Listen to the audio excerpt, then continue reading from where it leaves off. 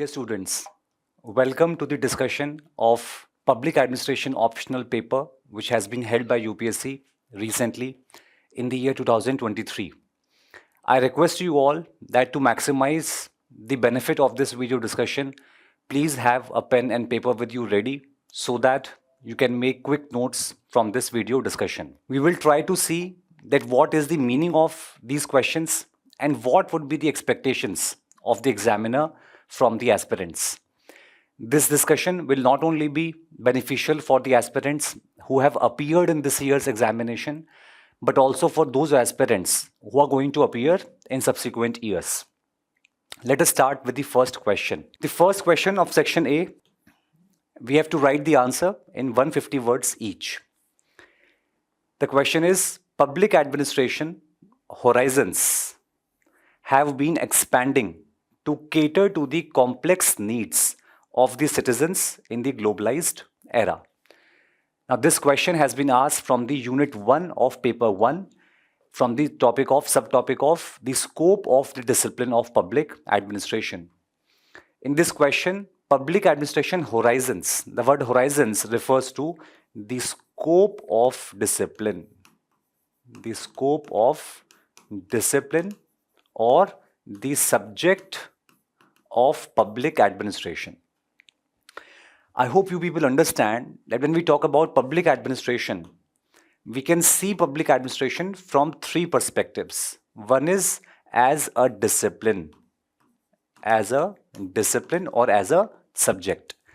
Second, as practice.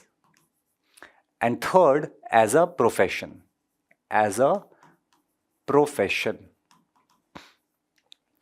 So when the subject of public administration is studied by academicians, by research scholars, the question arises is that what is the limit of that field of study?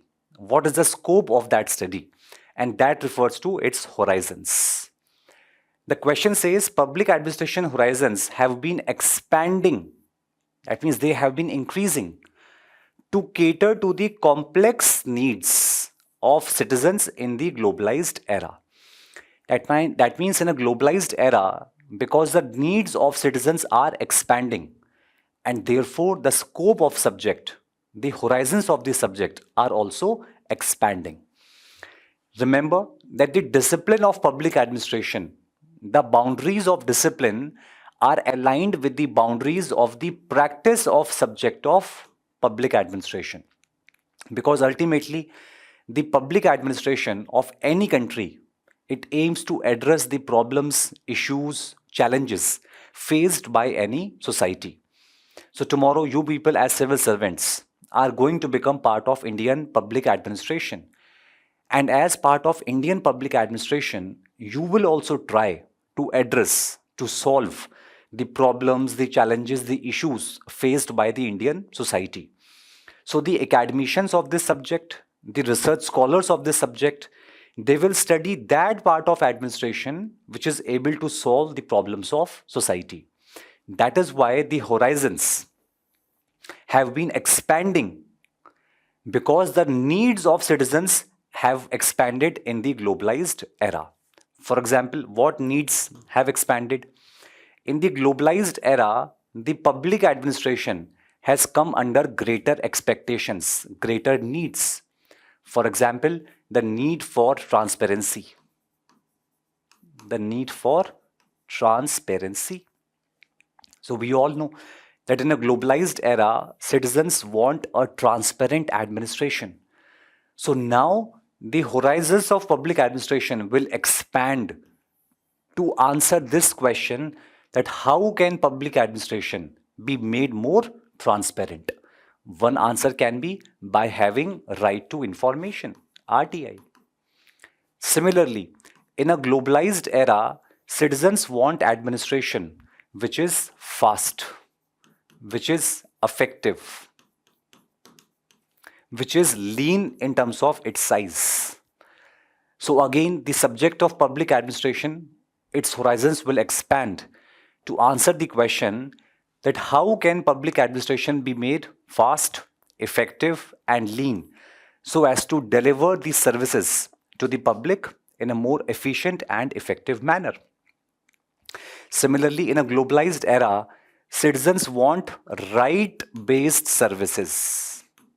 Right-based services.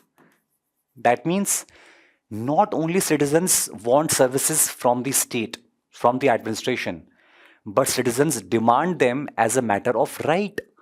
For example, right to education, right to food, right to housing, right to timely delivery of services. So, not only the public administration has to deliver the services, but also deliver services as per the expectations of the people. And this again expands the scope of subject of public administration. Similarly, in a globalized era, you all know post globalization,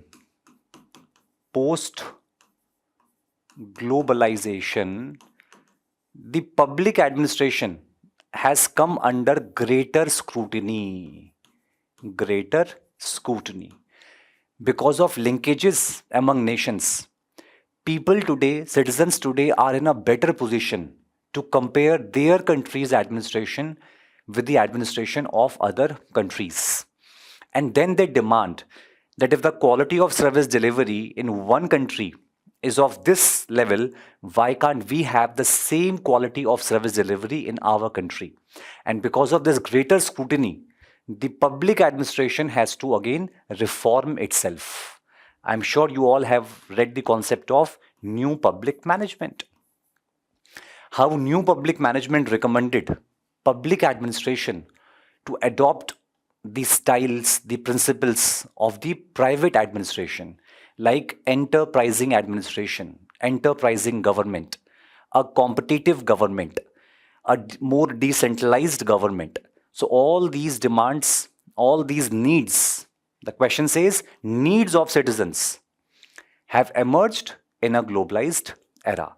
And because of all these emergence of needs, the horizons of public administration have also expanded. Similarly, you can give a lot of examples, although it is only a 10 marks question, so you have to write maximum 150 words, but you can write more examples. For example, in globalized era, there are needs such as gender issues, gender sensitivity. In a globalized era, there is a need by citizens for greater human rights awareness. Citizens have become more aware about human rights.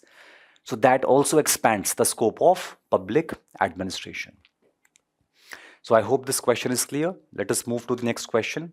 Question number 1, part B. It says, efficiency in the specialized sense is an organization's capacity to offer effective inducements in sufficient quantity to maintain the equilibrium of the system. Analyze.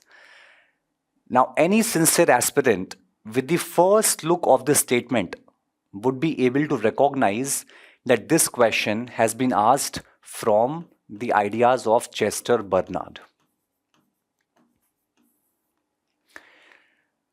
It was Chester Bernard who gave a new meaning to efficiency. Why?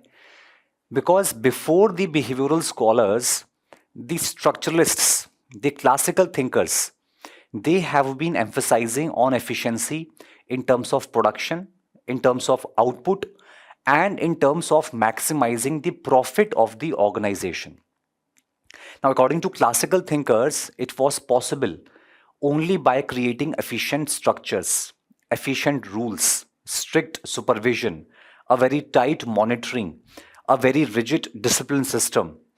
However, the behavioral scholars started to change this idea. Chester Bernard argued that for a manager, for a leader, for an administrator, the main task is not to create efficient structures, but to offer multiple inducements in sufficient quantity so that there is an equilibrium.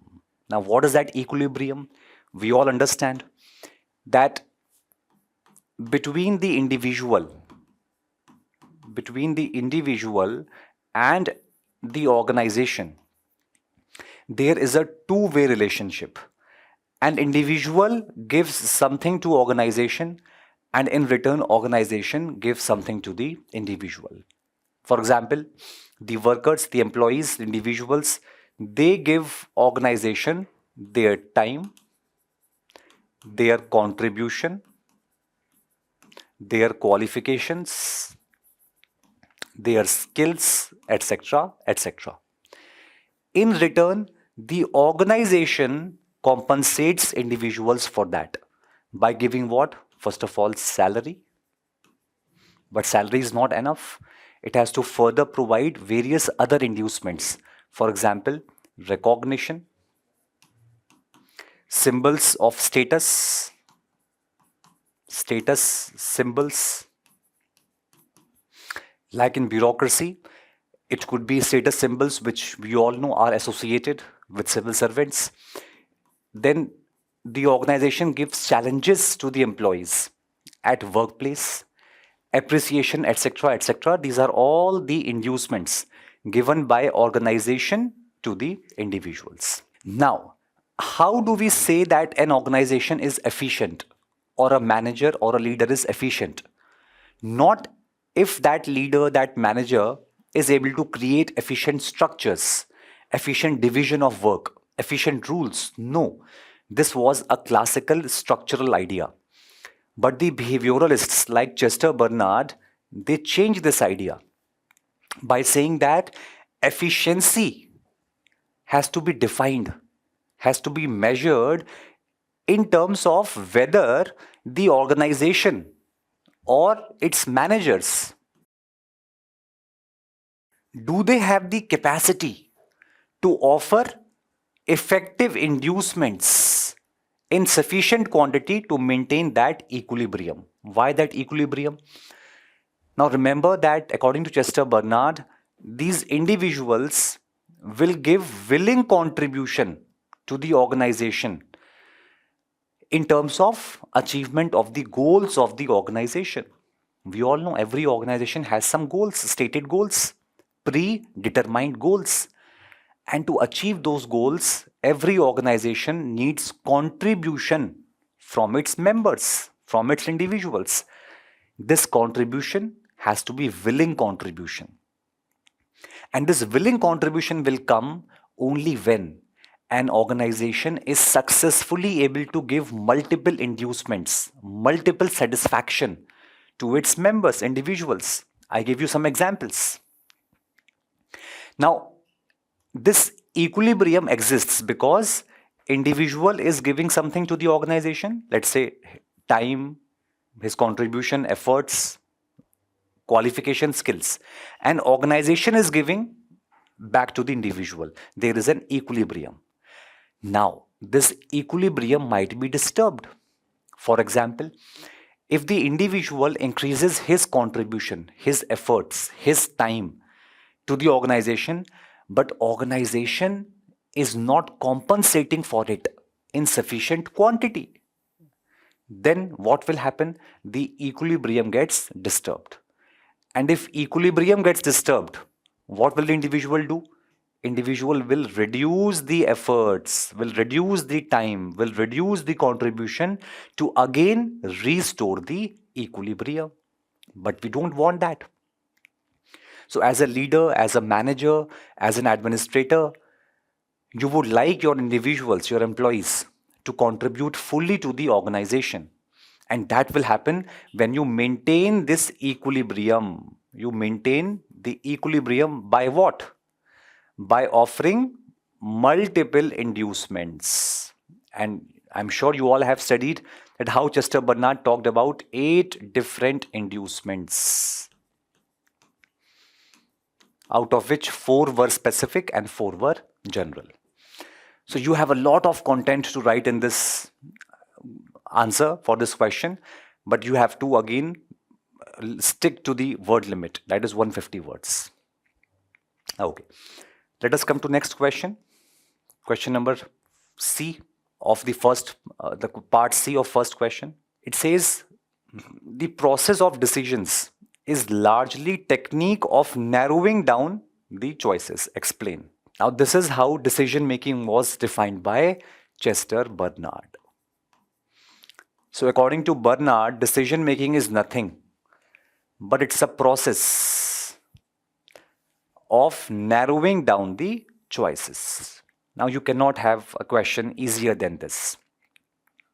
You will mention here the ideas of Bernard on decision making. For example, how Bernard made a distinction between individually rational decisions, individually rational decisions versus organizationally rational decisions. That means rationality from whose viewpoint? Viewpoint of the individual or the viewpoint of the organization. So, as a member of any organization, as a worker, as an employee of any organization, I will start taking the decisions which are in the interest of organization when there is a commonality of purpose, my purpose and the purpose of the organization. And that will happen when my organization satisfies me from different perspectives, 8 different inducements. You can even mention here briefly about Chester Bernard. That how Bernard defined decision making as composed of 3 steps: the intelligence step, the design, and then the choice. So whenever you have multiple choices, what do? You carry out a cost-benefit analysis. You analyze these choices rationally. Rational analysis. And then you choose that decision, you choose that alternative which maximizes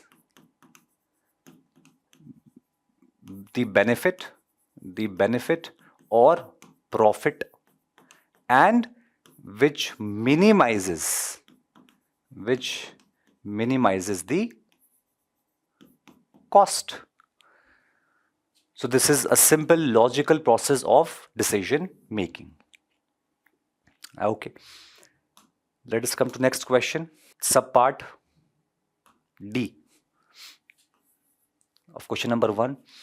It says the judiciary is playing a more positive role in policy formulation, not just in limiting the government actions, but also in mandating them. Comment. Now remember the tone of this question. Read the question again. The tone of the question is largely positive in nature. It says that judiciary is not only playing a positive role in policy formulation, but is also limiting the government actions and also even mandating them. That means not only the policies made by the government are being checked by the judiciary to make sure that the fundamental rights, the liberties of citizens are not violated, but on the other hand, sometimes the judiciary, maybe by the tool of judicial activism, is even mandating the government so as to adopt or formulate particular type of policies. So in this question, you are supposed to mention different examples by which judiciary is playing such a role. Now, because the question says comment, so you may even write the other side of this aspect.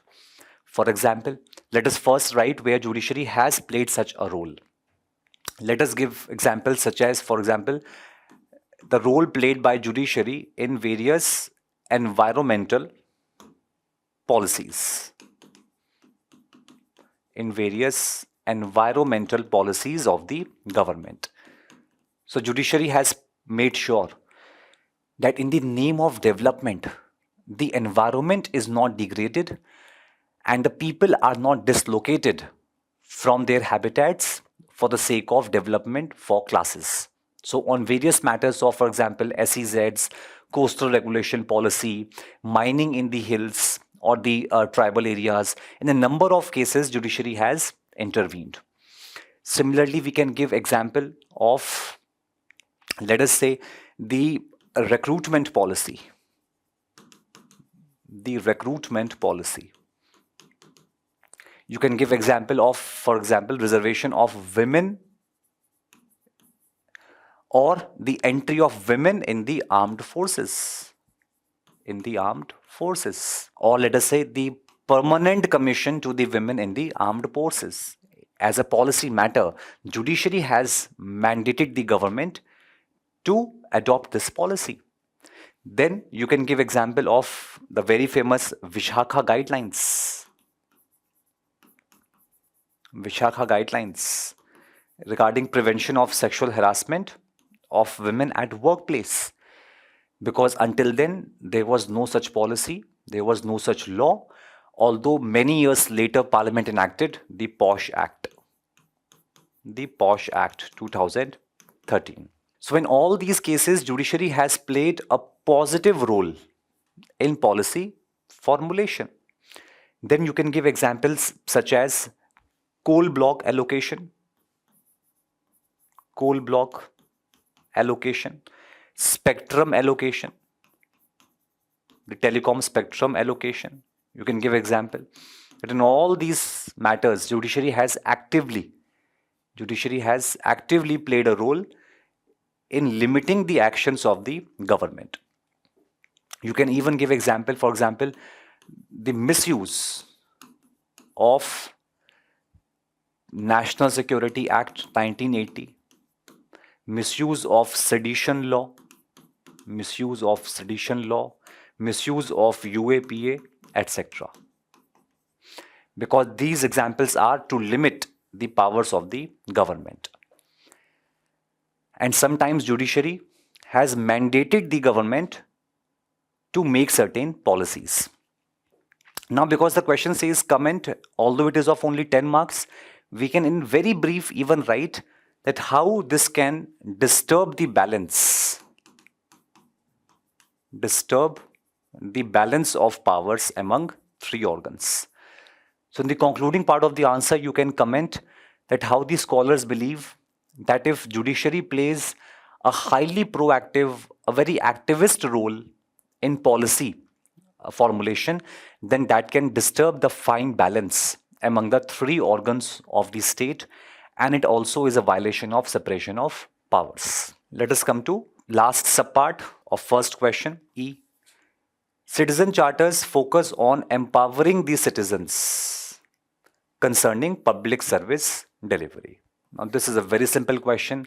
It is question of level of general studies, and citizen charter is also mentioned in the syllabus of general studies, paper 4. It is also a part of the governance topic of paper 2, and it is also part of syllabus of public administration. So I don't think we need to discuss this question. Very simple, straightforward question, that how do citizen charters empower the citizens? For example, empowering them with information. What information? Information about organization, information about the structure of organization, its history, information about the services which are delivered by this organization, then the standards of services or the quality of services that citizens can expect from that organization. Let's say it's a bank, public sector bank, or let us say a police station, or a public university, or a government hospital. So what standard of services can I expect? Then if citizens have a problem, what is the grievance redressal mechanism? So this is how citizen charter empower the citizens regarding public service delivery. So whatever service is being delivered by that organization to citizens, citizens have to be made aware about that public service delivery. And that awareness creates empowerment. Only when I am an aware citizen, I am an empowered citizen. I can ask questions. Citizen charters also lead to increased accountability. It leads to increased transparency in the administration. And all this lead to empowerment of citizens. This completes question number 1. Let us come to question number 2. It says, Mary Parker Foley firmly advocated for cultivating interdependence and collaboration among individuals as the key to resolving conflicts and establishing more harmonious and encompassing social structures. Discuss. So this question any sincere student can see, because in our classes we study Mary Parker Foley at great length in details, and we study her ideas on conflict resolution in great detail. Now this question has been asked by UPSC in 20 marks. So you have scope. You have a scope to write a good number of ideas of Mary Parker Foley. So in this question you have to focus on the ideas of Foley on conflict resolution. You all know she talked about 3 ways of resolving conflict. Of course, you can start the answer by introducing that how Foley considered conflicts as natural outcome of human association. So when humans associate, they collaborate, they come together in any organization, conflicts are natural. Conflicts are natural to take place when people work together in any organization. So as a leader, as a manager, rather than trying to avoid the conflicts, which you anyways can't, it's better if you start thinking of methods of how to capitalize, how to derive benefit out of those conflicts. So by introducing this, we come to our main content, the body part, that how she talked about domination as a method, then compromise, and finally integration as a method to resolve conflicts. And you all know very well that out of 3 methods, integration was the method that she recommended. Integration again has 3 steps. We all know very well. First is awareness, which means that you are aware that a conflict exists. Because very often the organizations, they remain in a denial mode, or that can even happen in our families. Our family is also a small organization. So often family members may have some mutual conflicts, and those conflicts are not resolved. They are not resolved. Why? Because family members often are not aware, or they don't accept that the conflicts exist, and they remain in denial mode. Oh, no, everything is okay. No, everything is not okay. So the first step is awareness. Second is breaking up. Breaking up. That means breaking up the conflict into its smaller parts so that we can reach the root cause of the problem. And once we reach the root cause, then we can resolve the conflict perennially, forever. And then finally comes the reciprocal relationships, or you can say anticipation. Anticipation. Anticipation means when 2 parties in conflict, they come together, they have to anticipate each other's response so that conflict can be avoided or it can be resolved. Now here Mary Parker Foley gave an interesting example. If you all remember Mary Parker Foley's ideas, she gave example of a husband and a wife. The husband used to drive. He used to like driving or motoring. Whereas wife, she liked to walk. She was a fan of walking. Now you can see that this can lead to a conflict between husband and wife.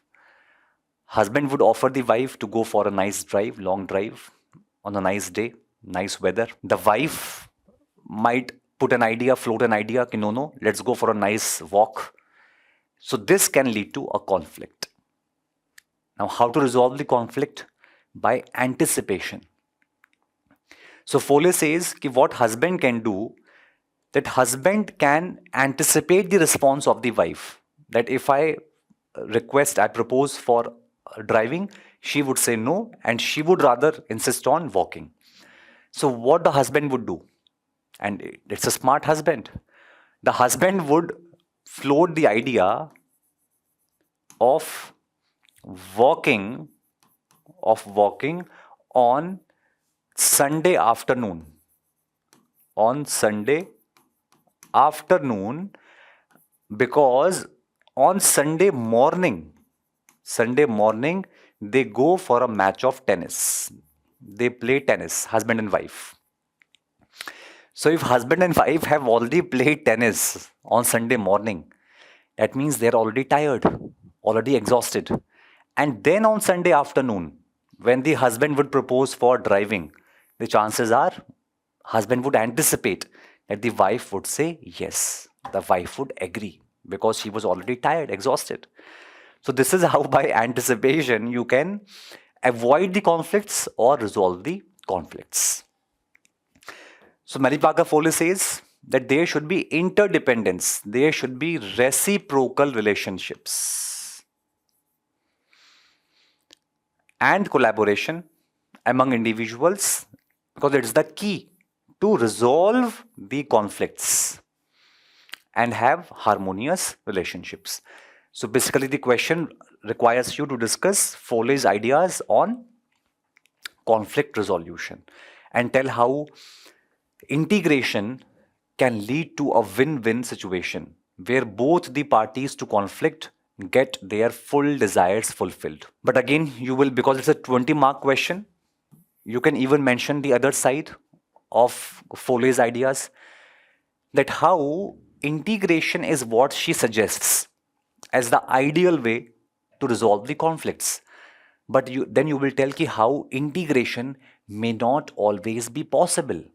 For example, when we resolve a conflict and we reach a solution, it may be difficult to identify whether that solution is really fulfilling the complete desires of both the parties, or is that solution a sort of a compromise.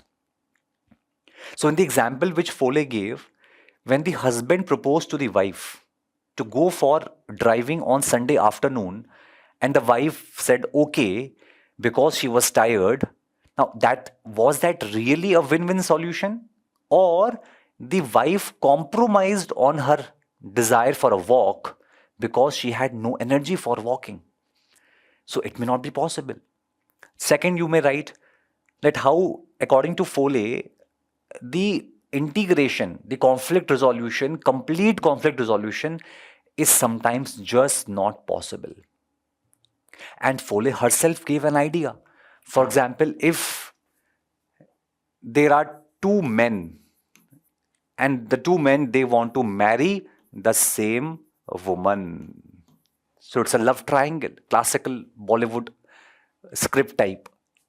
Right? Foley has given herself this example, that how if two men want to marry the same woman, there can never be a resolution of this conflict.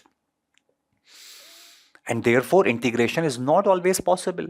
So because it's a 20-mark question, you can discuss in detail her ideas on conflict resolution and even the demerits of her ideas. Okay. Question number 2B. Let us come to 2B. Minobrook third emphasized the importance of empirical research in generating valuable insights for public administration and recognize the need to tailor.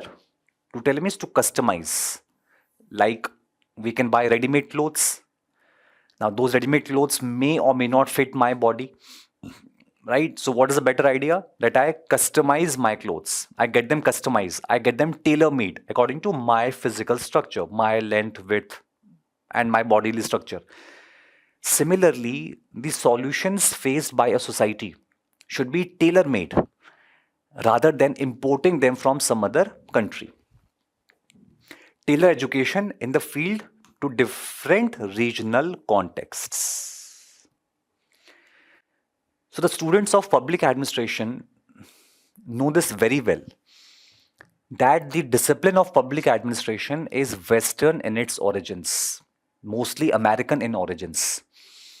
That is why many a times the ideas of American origin, which may be relevant, the theories, models, suggestions, which may be relevant for American context, American environment, those ideas were often transplanted to those societies in which those ideas may not work, those models, those theories may not work.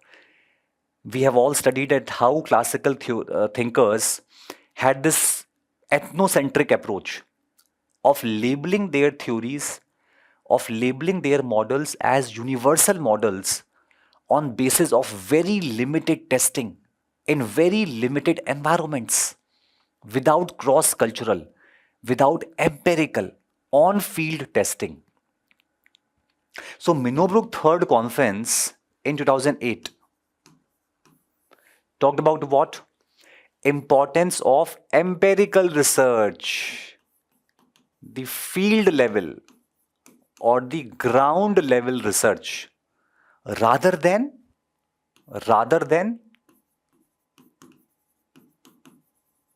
academic research, rather than academic or library research. Because the subject of public administration remains relevant if it is able to help the practitioners of public administration to solve the problems faced by society. So at the ground level, at the cutting edge level, whatever are the issues, problems, aspirations, expectations of the citizens, they have to be catered to by the practitioners of public administration. And in that, they will need the help of the academicians, the researchers, the people who create theories, build models, give ideas. Therefore, the importance of empirical research in public administration cannot be emphasized enough. Moreover, field research is also important because of different regional contexts. Because field research in one part of the world, the theory generated may not be relevant, may not be suitable for some other region of the world. So a model given by Fayol in Europe, in France, maybe given by Taylor somewhere in America, maybe by Weber in Germany, those models may not be applicable in other parts of the world. So field research makes sure, empirical research makes sure that the education in the field of public administration, it caters to the different regions of the world. So then you also mentioned that how Minnowbrook Third Conference was held in a different background. That background was the acceptance of neoliberal policies. You all know that after 1980s and 90s, liberalism came back, where the market dominated and the state had to roll back. The market came forward. Non-governmental entities, they came forward. Civil society, pressure groups, NGOs, voluntary organizations. It was a time when there was a demand for downsizing of administration. It was a liberalized, privatized, and globalized era. And you can also mention that how in Minnowbrook Third Conference, it was recommended that the scholars, researchers of public administration should become change agents. Change agents. How Minnowbrook Third recommended methodological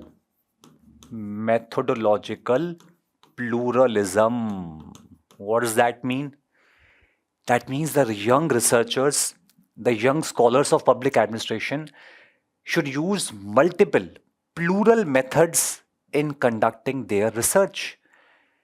So the research method adopted, they should be varied depending on environment, the type of research, the situation on the ground, and therefore plural methods means multiple methods.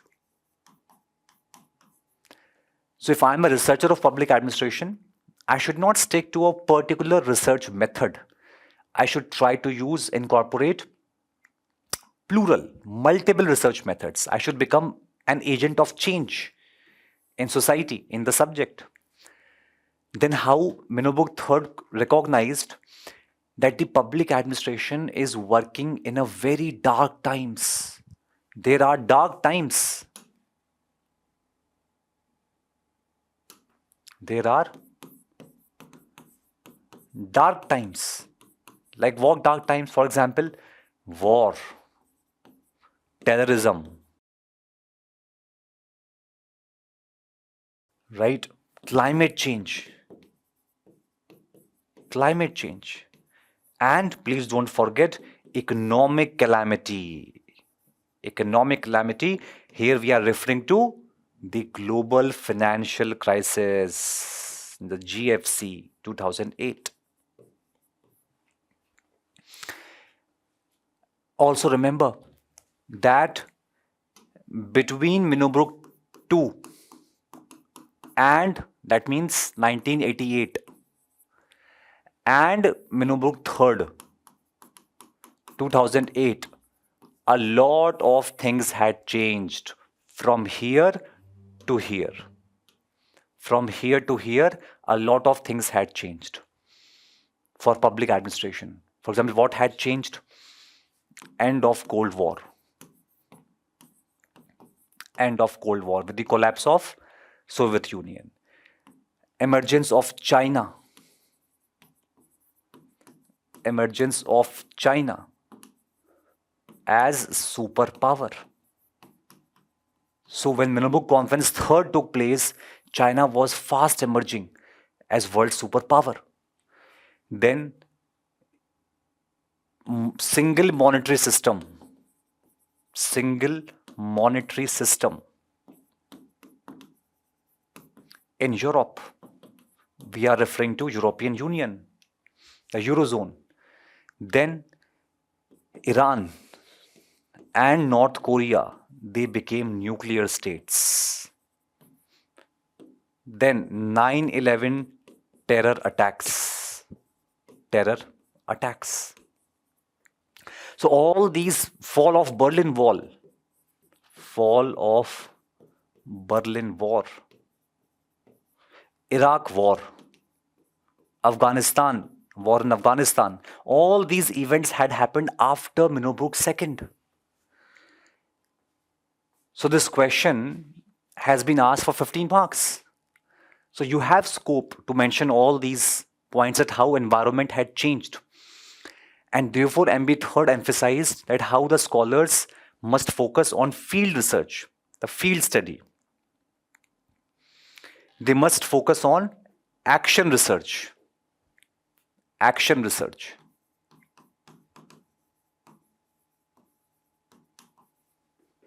Okay. Let us come to C part, question number 2. Public-private partnerships have been justified in various ways that seek to privatize public services for the profit of private entities. Do you agree? Now again a simple question. Read the question once more. Now how can we structure this, the answer for this question? In the introduction, you can mention about PPPs. You can mention why this concept became popular.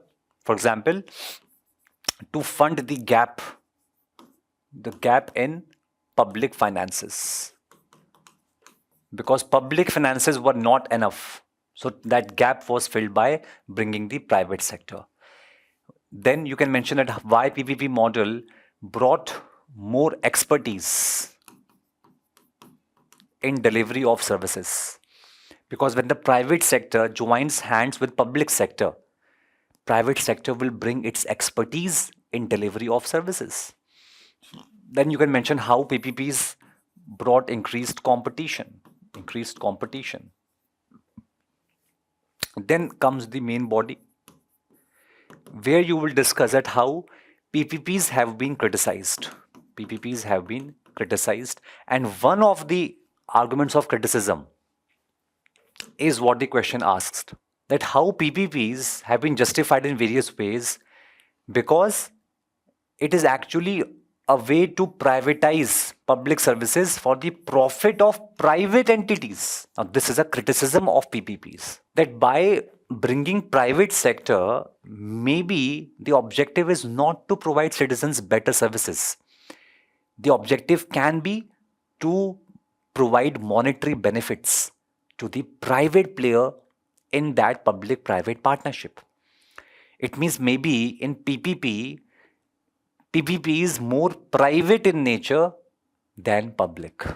So the objective is not to provide better services to citizens, but to provide pecuniary gains to the private entities.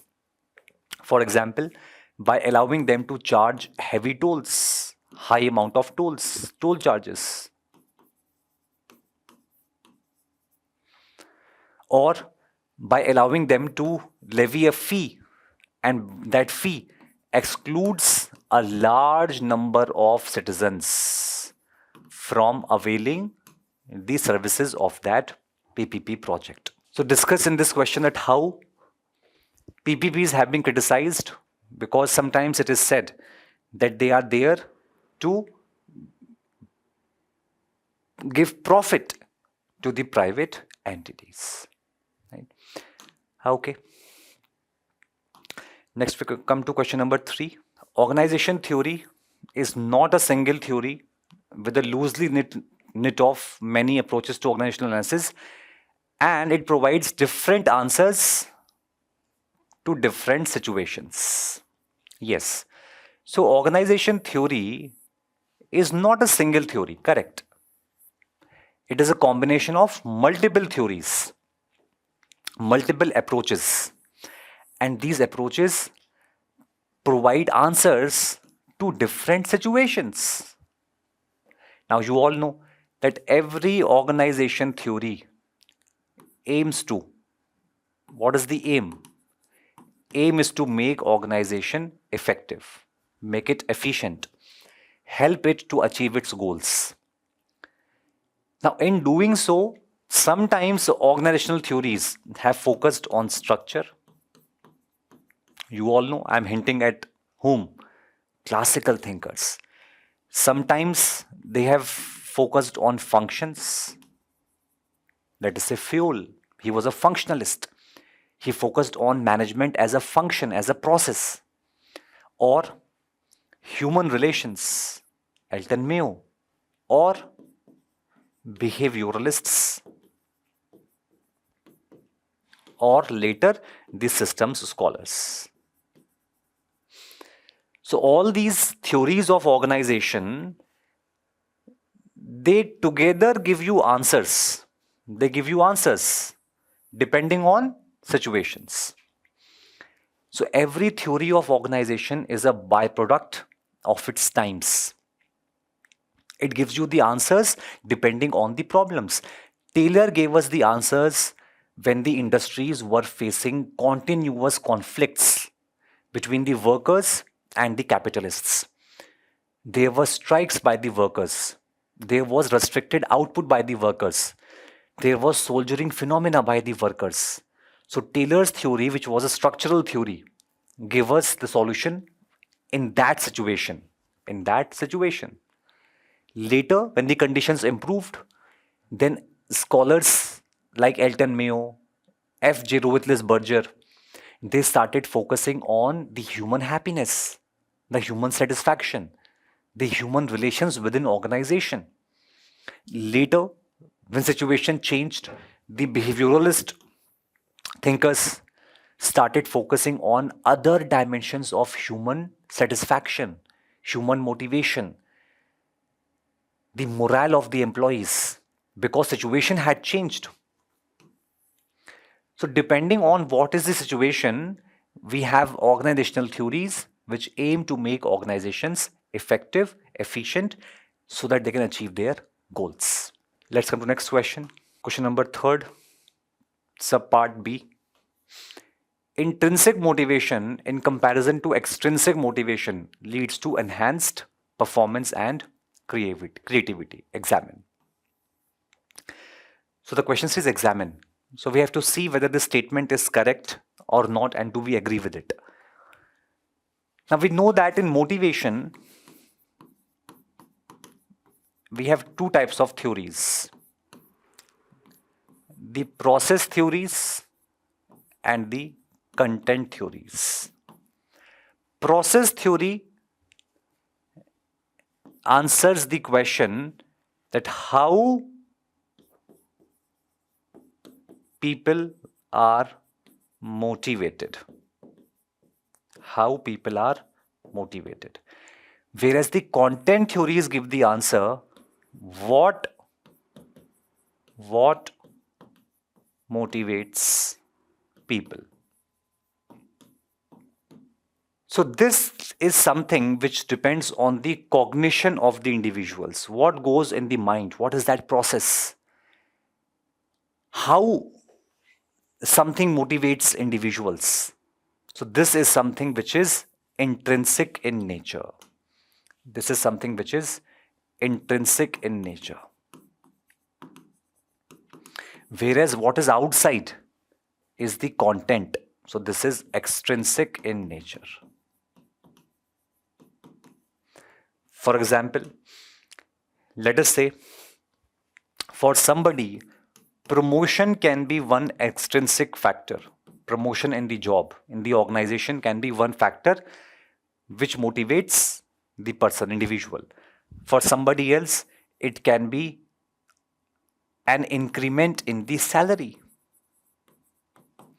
For somebody, it can be a greater status at the job. For somebody, it can be more challenges or greater responsibilities at the workplace. So all these can be extrinsic factors. But the question says intrinsic motivation leads to enhanced performance and creativity.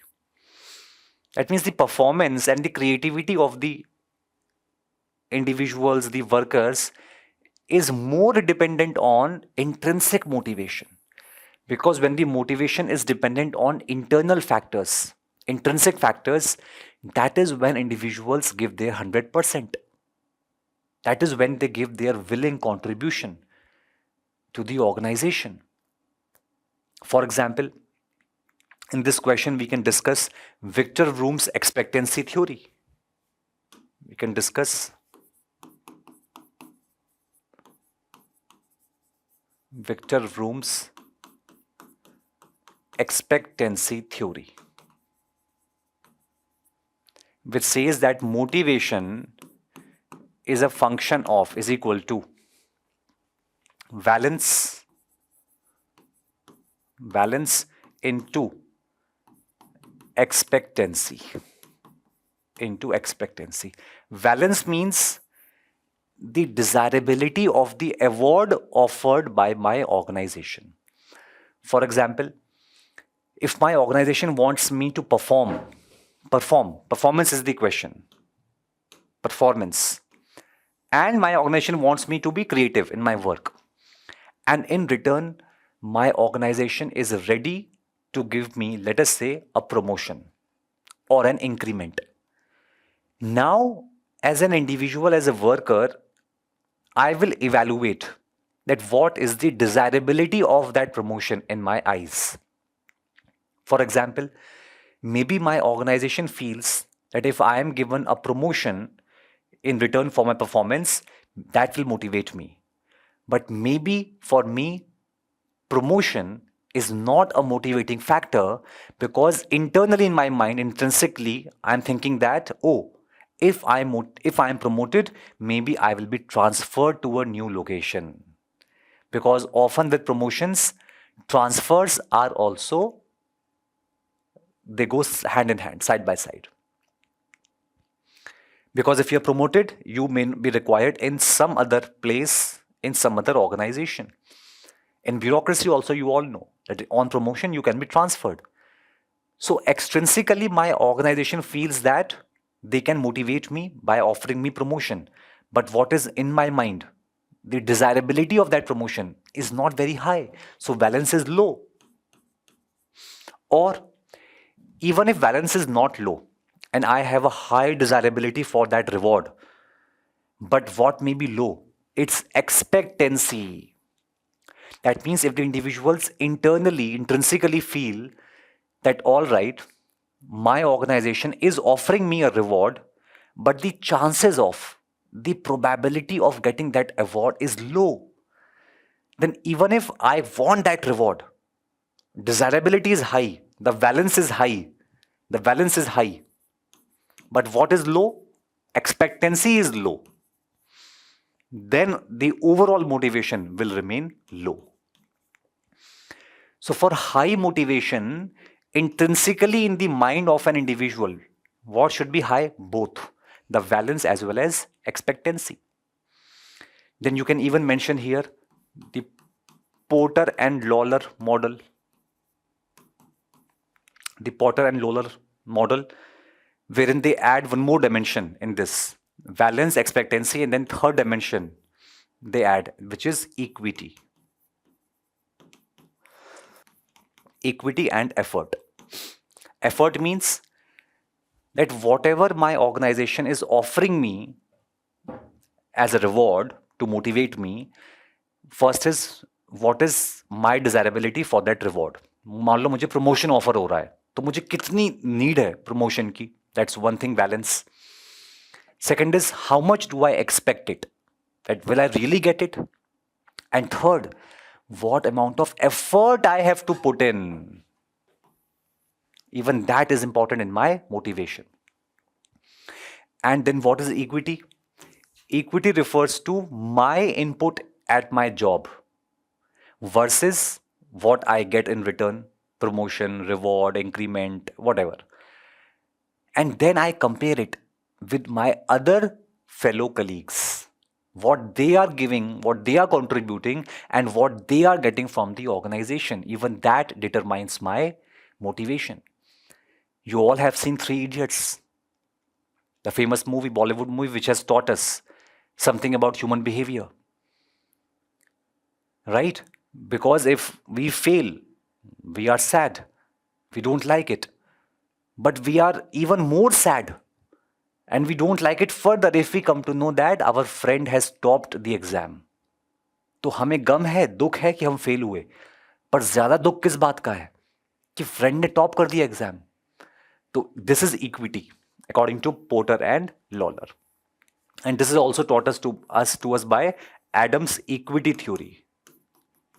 Adams' equity theory. Okay. Now, after mentioning all these points, remember your answer would be complete if you add one more aspect in it, because this is examine. So we have to write both sides. That sometimes extrinsic motivation is also important for performance and creativity. Why? Because extrinsic motivation given by the organization, and remember we are talking here everything in perspective of an organization, not individual motivation. Like you are an UPSC aspirant, your motivation, no. Your motivation as a member of any organization. So tomorrow when you join a job, let's say you join Indian Public Administration, you become a civil servant, then your motivation in your official duties. This is what we're talking about. So sometimes my organization has to give me external motivation so that my performance, my creativity, my results, my output are aligned with the expectations of the organization. Because intrinsic motivation sometimes can be totally selfish in nature. So extrinsic motivation will realign individual's contribution, performance as per the expectation of the organization. Okay, we now come to question number C of third question.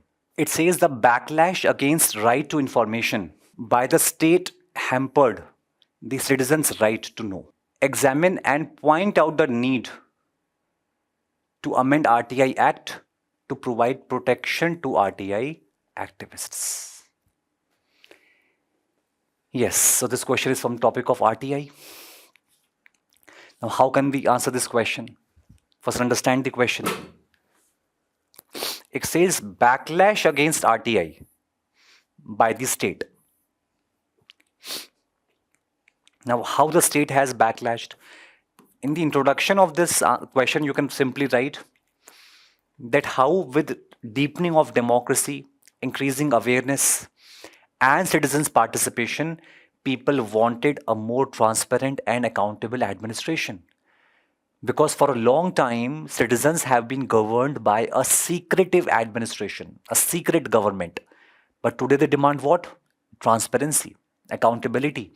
And that demand led to RTI. Now, because this is a paper one question, you can give example of international countries. You can give example of how Sweden became the first country to have right to information.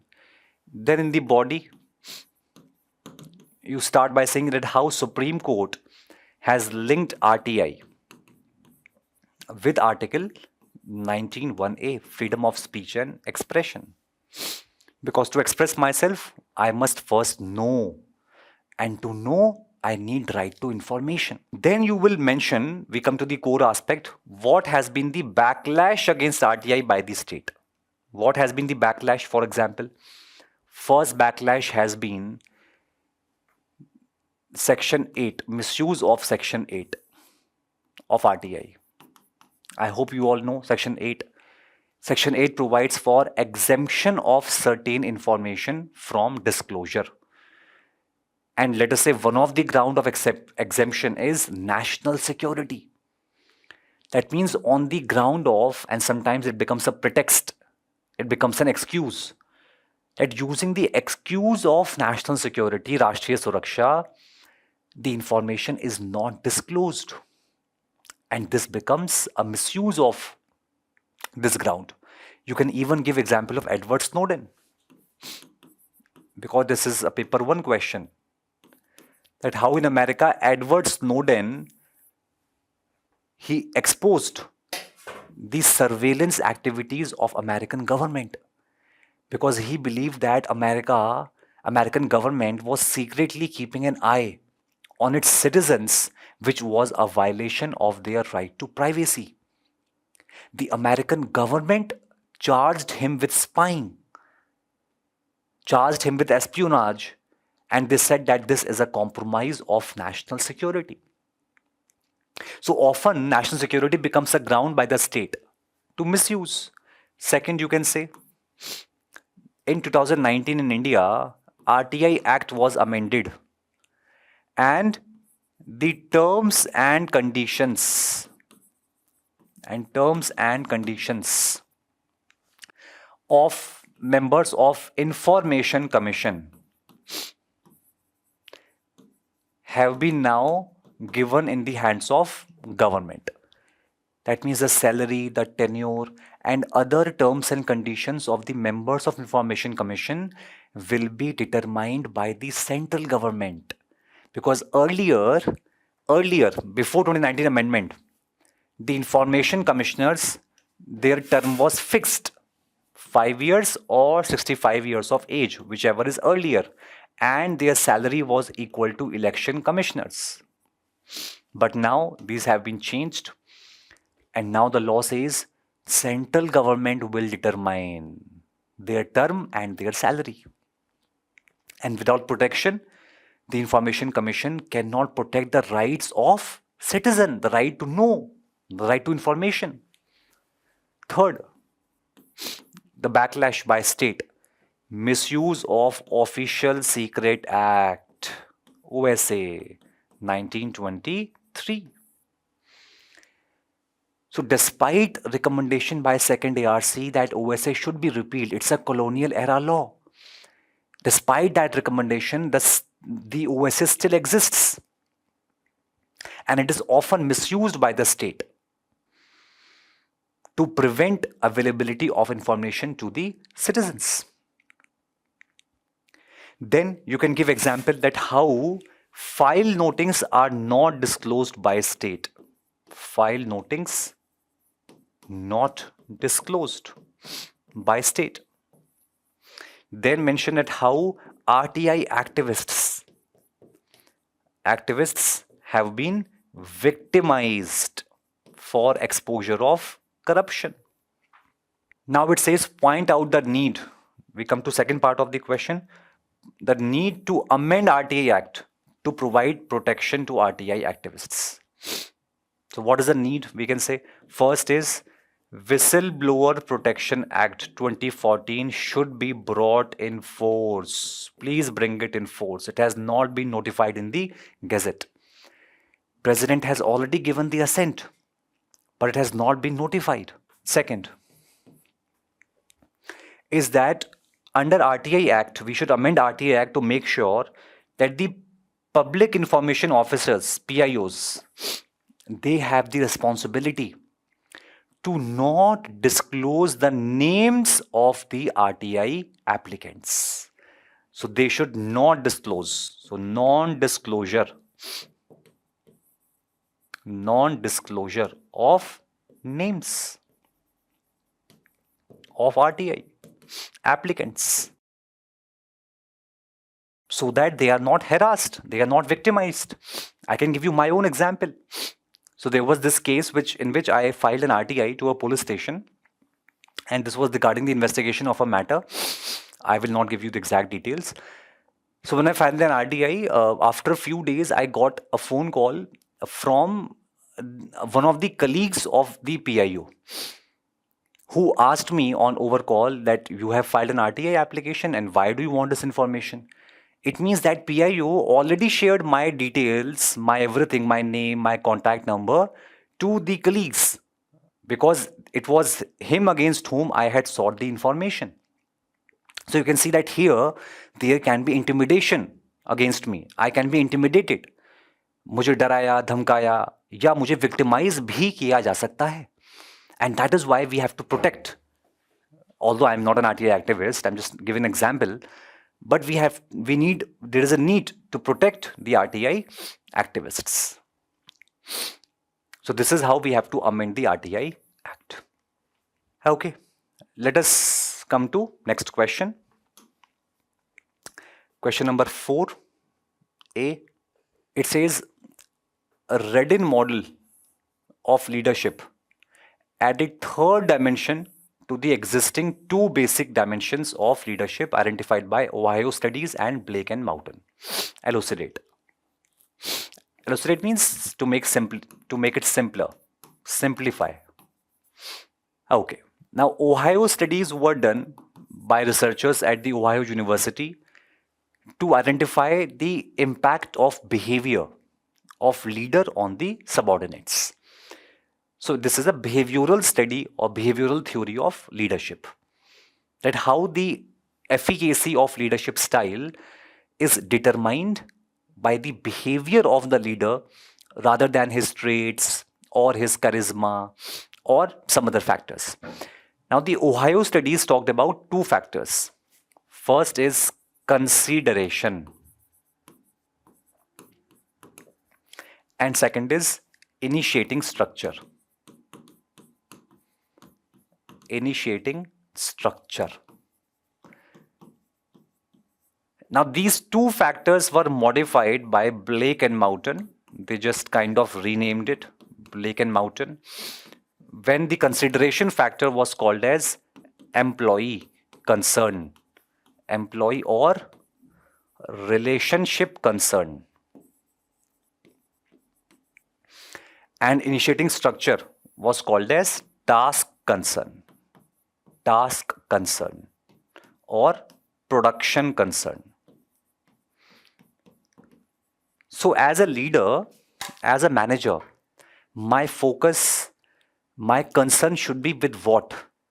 With the objectives of my organization, with the task, with the production, or it should be consideration towards my employees, towards my subordinates, their well-being, their satisfaction, or employee relationship concern. Now, the Blake and Mountain model, they put this in a managerial grid.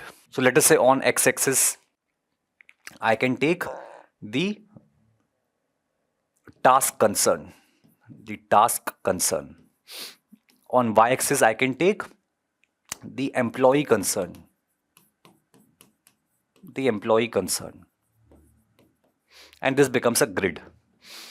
So this becomes 9, 1, this becomes 1, 9, this becomes 9, 9, and this becomes 5, 5, middle of the road.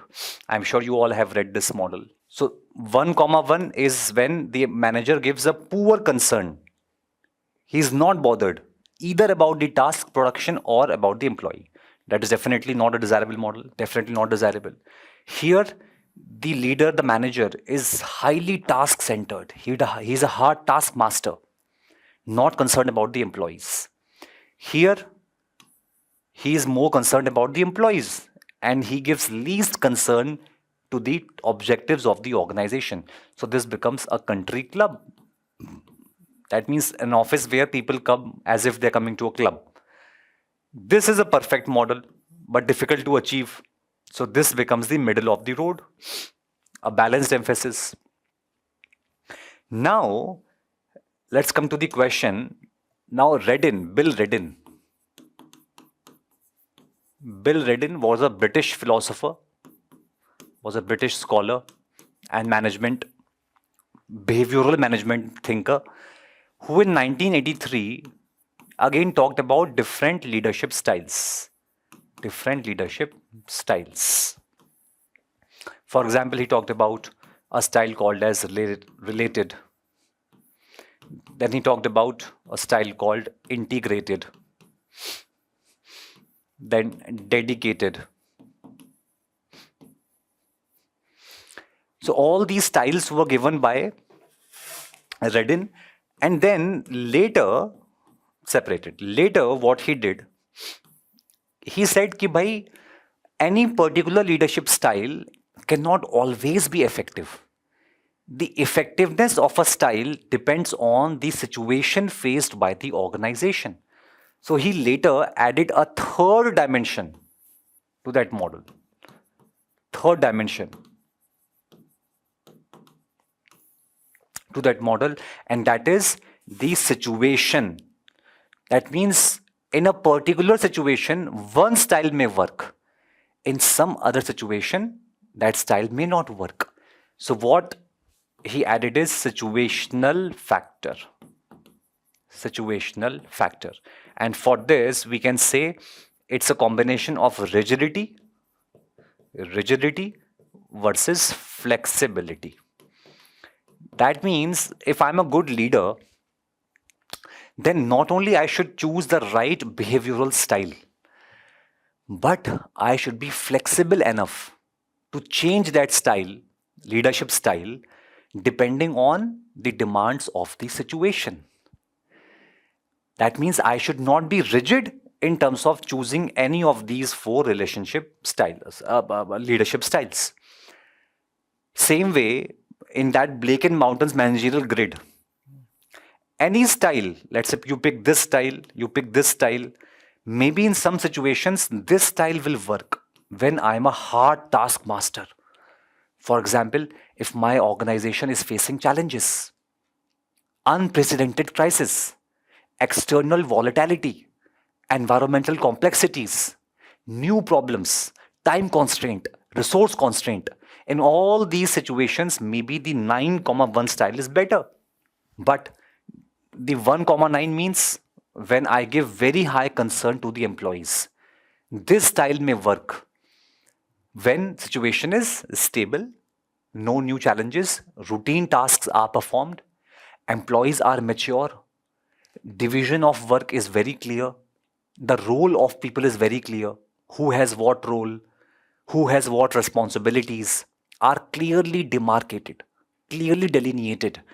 Then maybe 1,9 style is all right. So this, I hope you are understanding that how Reddin added a third dimension of effectiveness dependent on situational factors, because the two factors were already given, and the two factors were relationship versus task, or the consideration versus initiating structure by the Ohio studies. Okay. Next question, 4B. Now, this is a very simple question. Any sincere aspirant of public administration would be able to very easily answer this question. Two-factor theory of Herzberg. So you all know Herzberg says that there are two factors, growth factors, and then we have the hygiene factors. The Abraham character or the Adam character. Right? The hygiene factors are factors such as a decent salary, a decent working environment. Now, if these hygiene factors are absent, that can lead to dissatisfaction. So, hygiene factors, if absent, lead to dissatisfaction at workplace. But if hygiene factors are present, then they may not lead to motivation. Whereas growth factors, if present, then they lead to, if they are present, they lead to motivation. They lead to motivation or satisfaction. Whereas if they are absent, then they may not lead to dissatisfaction or demotivation. It means that motivation, demotivation is not one single continuum. They are two separate continuums. Why? Because as an employee, as a worker, between an unhappy worker and a happy worker, there can be a middle stage also. When I am neither happy nor unhappy. When I am neither demotivated nor motivated. So if hygiene factors are present, I will not become super motivated because they are basic. But yes, when growth factors are present in the job, like challenges in my job, the worthwhileness of my job, the sense of pride in that job, the esteem which I get from that job, these factors will make my satisfaction, motivation to the highest level. So I think this is a very simple question. 4th C, subordinate legislation has its drawbacks. This does not negate the fact that it is also quite beneficial. Examine. Again, a very simple question. You should say thanks to the examiner for such questions in this exam. Again, I would say this is an easy question. This is an easy question. 15 marks. You have a lot of content. So in the introduction, introduce the concept of subordinate legislation or delegated legislation. Explain how it is called, why it is called subordinate, why it is more difficult in a presidential system but more possible in a parliamentary system. In body, now write its demerits first. Its demerits, all the arguments that you may have studied. Now write, despite these demerits, because this is the language of the question. Despite these demerits or drawbacks, it does not mean that it is not beneficial. It is quite beneficial. So now write its benefits. Its benefits.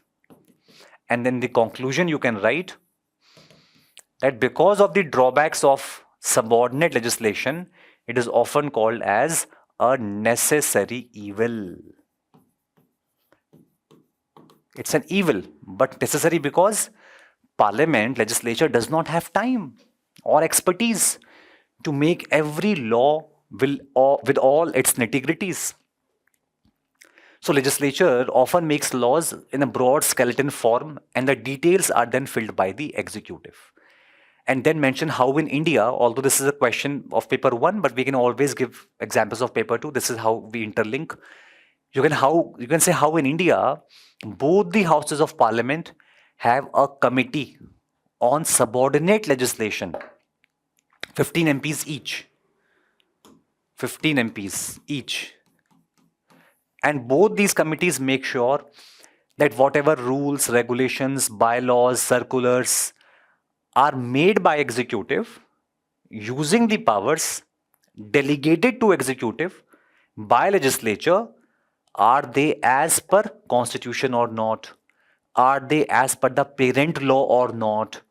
So in both houses, we have mechanisms to make sure that subordinate legislation is utilized with its benefits without its drawbacks, or let us say by minimizing its drawbacks. So let us continue this discussion in the second part of this class. Dear students, let us continue with our discussion of UPSC mains examination question paper of optional public administration. This is part 2 of discussion. In the first part, we have discussed already the first 4 questions. Let us now come to question number 5. Subsection A. Now this question is also a possible question in General Studies paper 2.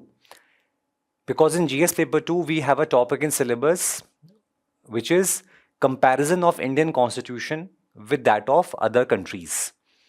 So in this question, the examiner talks about the constitution of France. It says that the constitution of French Republic does not prohibit the ministers from being leader of political party. It is customary.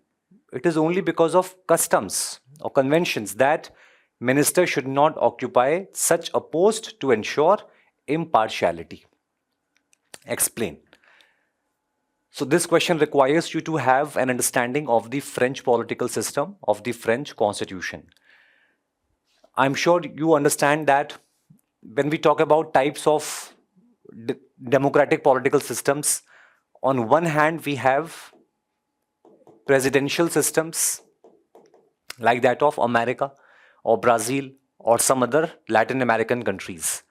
On the other hand, we have the parliamentary form of democracies like UK, Japan or India. However, the Constitution of France is popularly called as a semi-presidential, or it is also called as quasi-parliamentary system. Quasi-parliamentary system.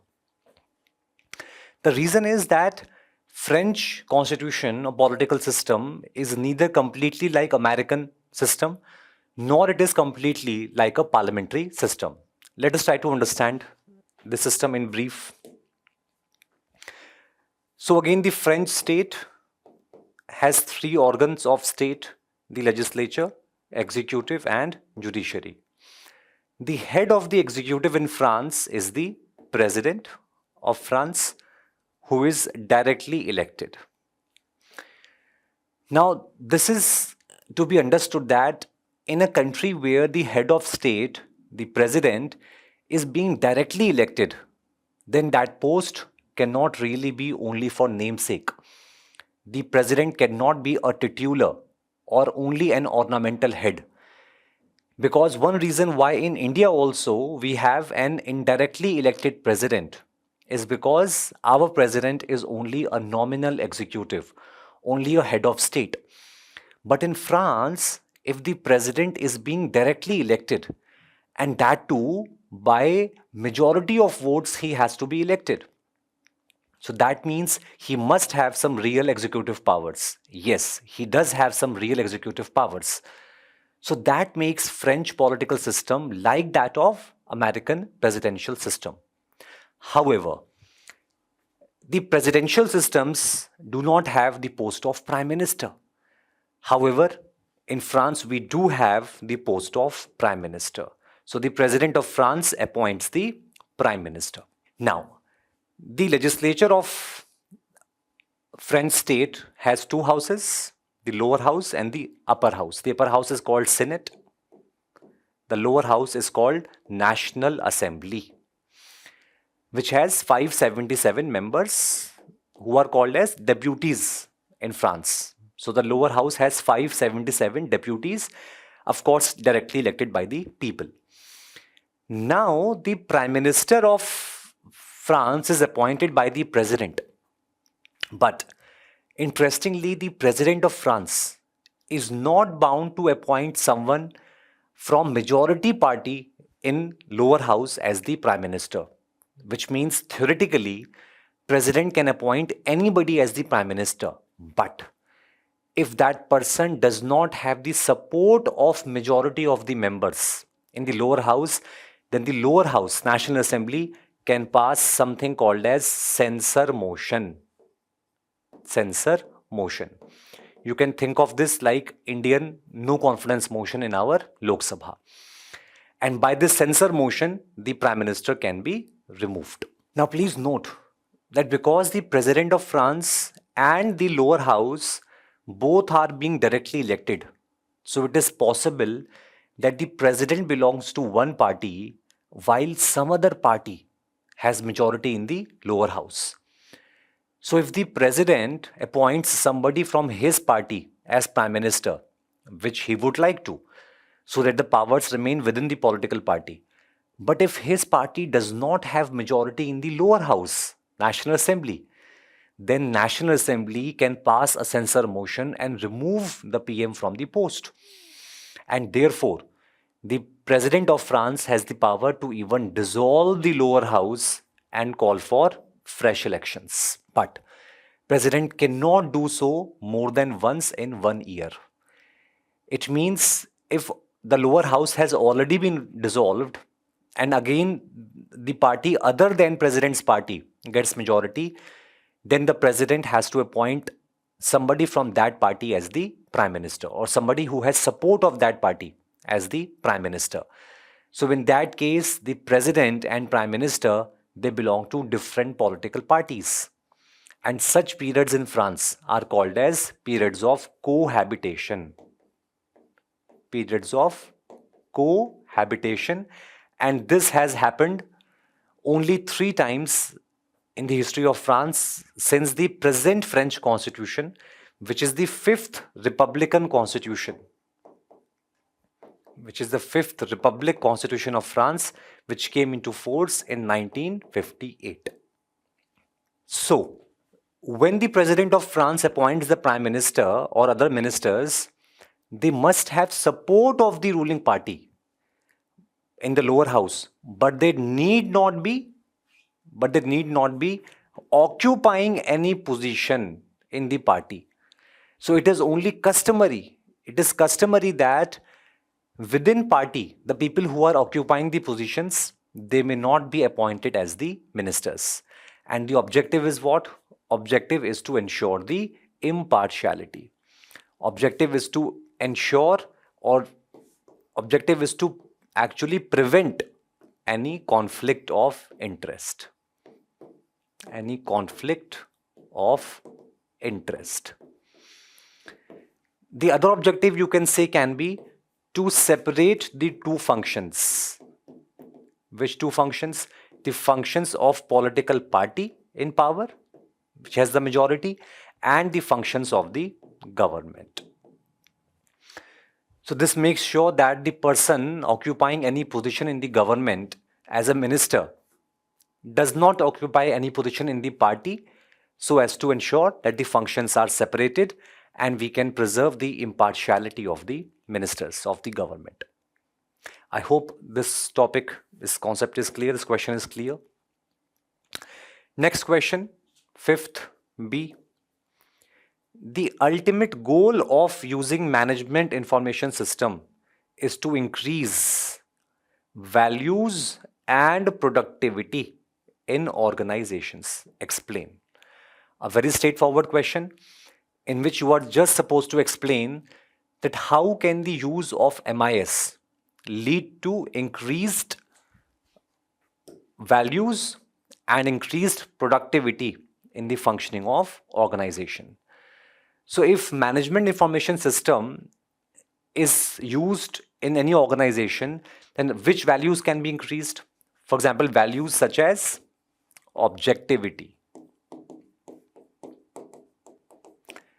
That means the working of organization, its decision making can become more objective in nature.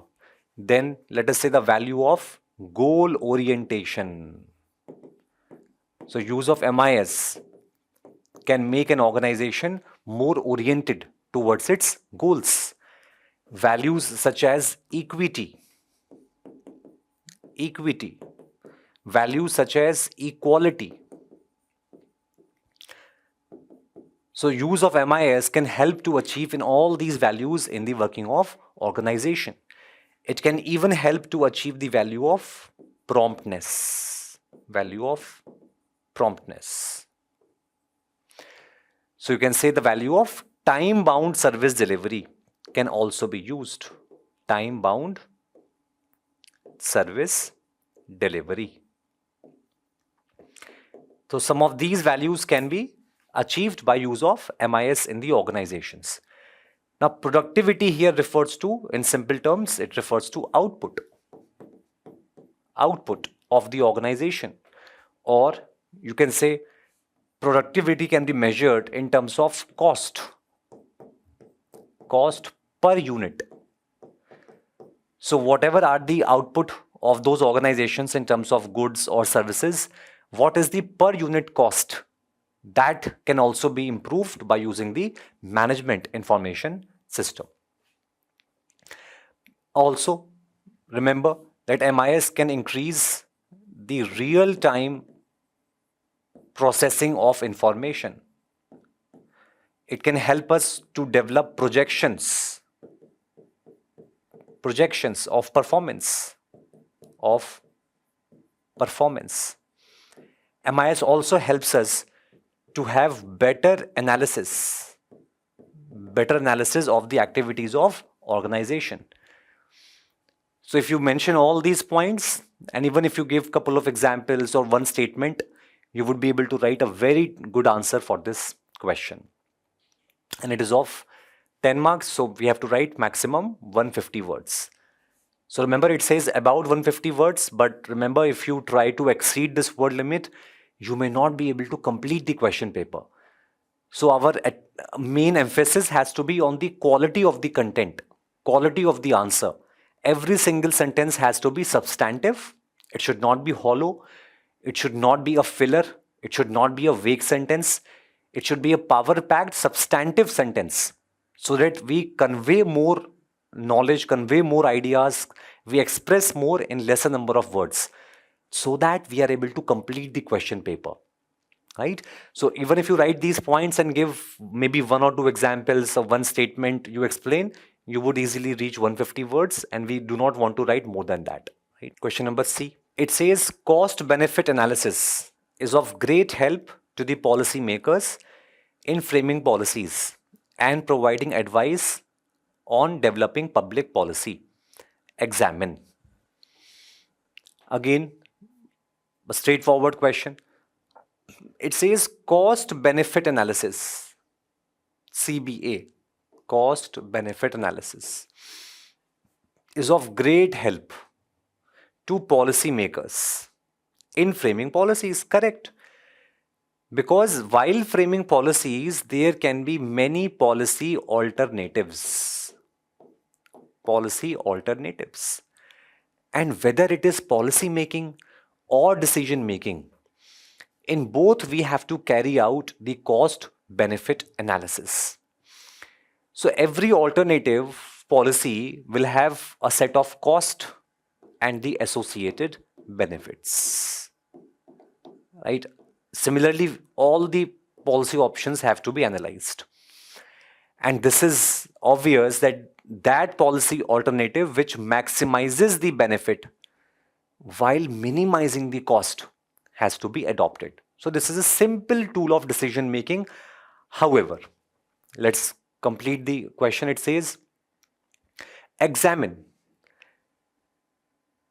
It means that we have to examine this statement. So yes, in the first part of the answer, we will say that cost benefit analysis is a simple analysis for any decision making and policy making because of multiple decision choices or multiple policy alternatives. However, remember that cost benefit analysis alone it alone cannot be the criteria in making public policies. Why? Because remember that a public policy, the objective of a public policy is to serve, And therefore, the government cannot make policies aiming to only maximize the benefit. The objective should be to maximize the welfare. And sometimes to maximize the welfare, the cost incurred can also be high. And therefore, we have to remember that public policies cannot be drafted by a cost benefit analysis alone, although no doubt that cost benefit analysis is the primary mode of analysis, is the primary tool, you can call it, for policy making. For example, let me give you an example how cost benefit analysis may not work during war. During war, do we aim to adopt such a defense policy which minimizes the cost and maximizes the benefit? No. At that time, protecting the sovereignty of the country can be our priority. Or say, for example, take second example, disaster. Again, during disaster, maximizing the lives saved, human lives saved, that has to be the priority and not minimizing the cost.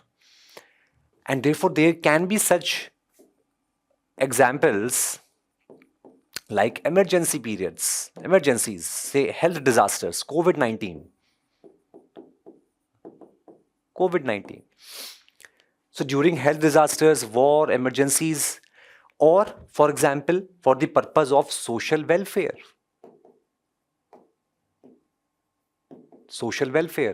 For example, upliftment of weaker sections of classes. Example you can give, reservation policy in India. So reservation policy as a public policy does not justify the tool of cost benefit analysis. Because if you perform CBA and if you ask any hardcore economist, you will be suggested that the resources of any country should be allocated to the best members of the society.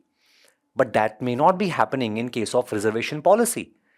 Because in reservation policy, we try to maintain a balance between the promotion of merit and upliftment, advancement of the weaker sections of the society. And therefore, social welfare or uplifting the weaker sections becomes our priority and not just the cost benefit analysis. So I hope with this understanding you can attempt this question. Let us come to next question, fifth D part. It says monetary policy and fiscal policy are different, but both are used to regulate economy. Discuss. You cannot expect UPSC to give you an easier question than this. Right? You would attempt this question by saying thank you, expressing your gratitude towards the examiner. So again, you start with monetary policy definition, that how it is the policy of the central bank of the country. Fiscal policy is regarding the fisc, the finances of the government, the public purse, how they are different. They are made by different institutions. But then you will explain that how both are used to regulate the economy. In times of recession, how government will adopt an expansionary fiscal policy. So inflation, growth, recession, you will mention all these factors. Then how central bank uses the repo rate, the reverse repo, the bank rate, the SLR, etc. to regulate the economy. This can be a simple GS question also. Next, fifth E. Instead of conflicting, the employer-employee relationship should be one of mutual reliance. Explain. Yes. So we have seen that with capitalism, there has also been a conflict of relationship between the employer and the employee. This, if you remember, if you recall, Taylor. Now, even Taylor noticed this. Taylor noticed how there was a suspicion between the managers, the capitalists, and the workers. The workers had a suspicion that the capitalist does not share the profit of the organization, the prosperity of the organization in a fair manner with the workers. The managers, the capitalists had a suspicion that the workers deliberately produce less, they deliberately keep the output low, and all the failures of the organization are because of the workers. So we had a mutual mistrust, a trust deficit. I'm sure you remember the concept of soldiering given by Taylor, natural soldiering and systematic soldiering, whereby the workers, they deliberately produce less than what they are capable of producing. They deliberately keep the output low. So this is this is a symptom of an underlying conflict between the employer and the employee. Similarly, Mary Parker Foley had also talked about conflicts at the workplace. Now, these conflicts can be among the workers, or it can be between workers and the employers, the workers and the organization.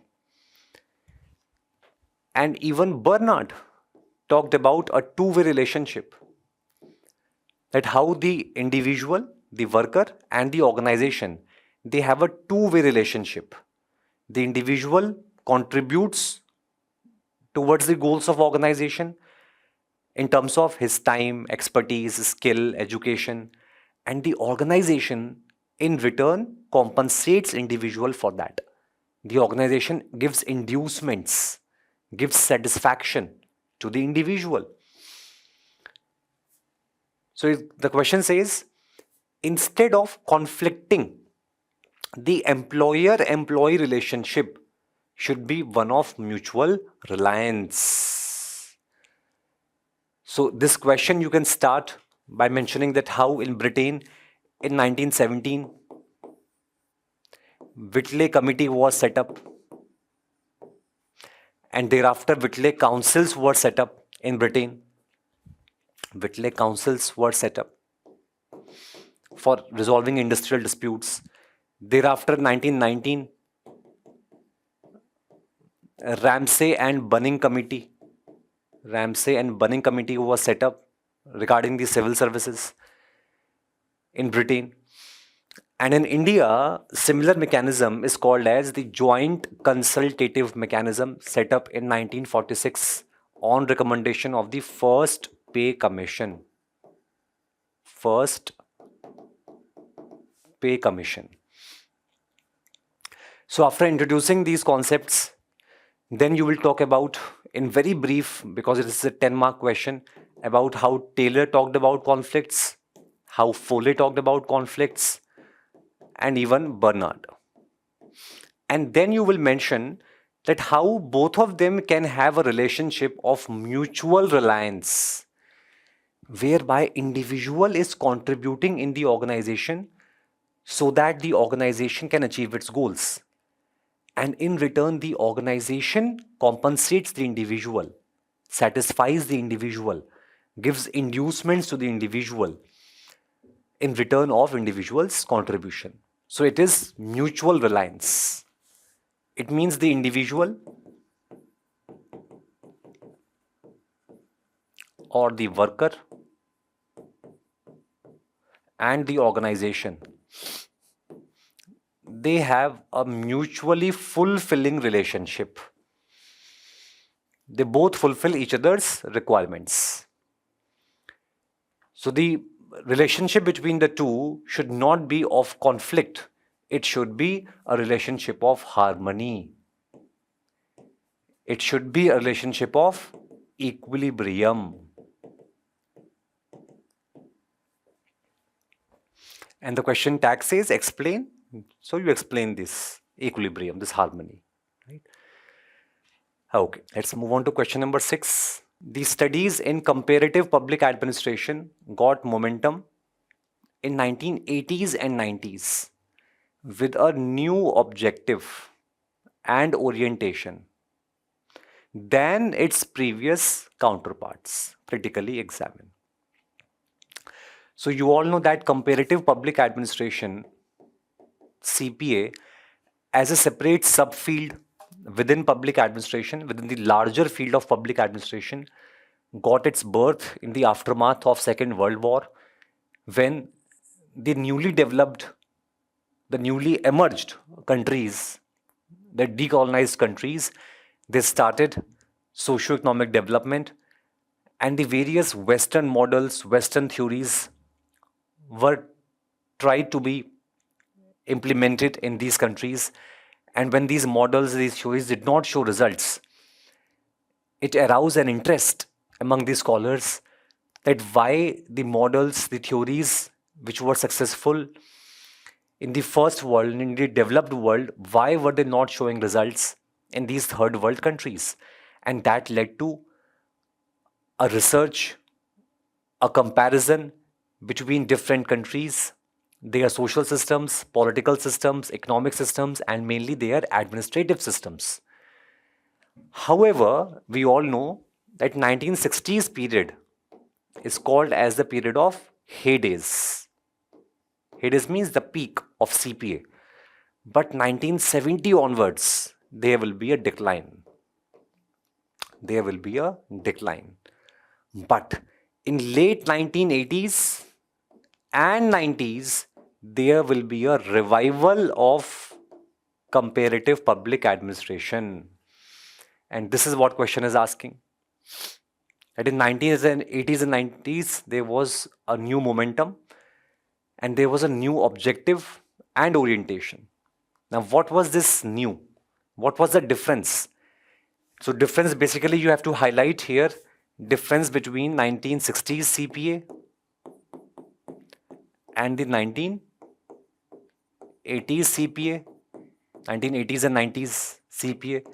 And our focus has to be more on this, along with highlighting the comparison. And along with this, you will explain the reasons. For example, in 1960s CPA, only the national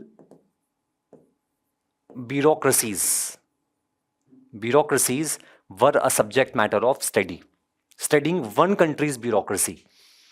So if I'm a research scholar of comparative public administration, I would do, let us say, a comparative study of Indian bureaucracy vis-a-vis Weberian ideal bureaucracy model. But in 1980s and 90s CPA, there will be a study of even the international bureaucracies. For example, bureaucracy of the, for example, say, of United Nations. Then in 1960s CPA, the focus was only on national governments. Only on national governments. But now in 1980s and 90s CPA, the focus will be on supranational as well as subnational governments. In supranational, you can say, let us say, the governance of European Union. In subnational, you can say the governance of regional parts of the country. For example, say different states of India. Then in 1960s, the focus was only on I hope you understand, by the time we reached 1980s, 90s, there was liberalization, privatization, and globalization. So the world had become more open. There was more exchange of goods, exchange of ideas. So 1980s and 90s, there was a knowledge explosion. There was a knowledge explosion. Whereas in 1960s, there was research constraints in terms of knowledge available, in terms of exchange of ideas available. And this would be a major difference in CPA. Thereafter, In 1990 CPA, there would be a focus on development management. Development management. While in 1960s, the focus was on development administration. Now, what is difference? While we are using these two terms, development management versus development administration, you can see that there is a shift in terminology from administration to management, because it was time when the neoliberal philosophy was again gaining momentum. In public administration, you all know we had concept of new public management, NPM, which was becoming popular. So the focus was more on bringing the private style practices into public administration, like cost effectiveness, efficiency, faster delivery of services, transparency, competitive spirit, enterprising spirit. So in 1960s, we were focusing on development administration, but now we are calling it development management. So this is how we have to attempt this question. I hope this is now clear to you. We come to question number 6, part B. Now, this is one question which was unexpected, because Edward Weidner, no doubt, is one of the foremost scholars of development administration of CPA. However, he is not in our syllabus. In syllabus, UPSC has mentioned only FW Riggs. So this is one question which definitely surprised at the aspirants. Let us see this question. It says, in explaining the development, Weidner made a distinction between change in the output and change in the system itself. Now let me explain this question first. You all know we have in our syllabus the chapter of development administration. Development administration. Now when we look at this term, development administration, what do I mean by the term development here? Now you know this, that from time to time, the term development has been given different meanings, starting from the modernization approach, or development being equated with GDP growth, versus development being human development. So at different times, we had different approaches. Entitlement approach, changing the reversals, the priority has to be changed, putting the last man first, all that we know. However, how Edward Weidner analyzed this, he said that development administration here, it refers to two things. First, it refers to change in system. Change in system.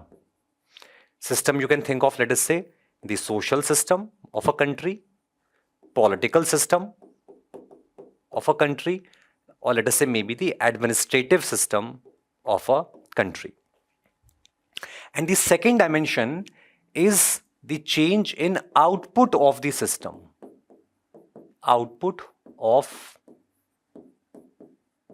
system. So understand the basic difference between the two.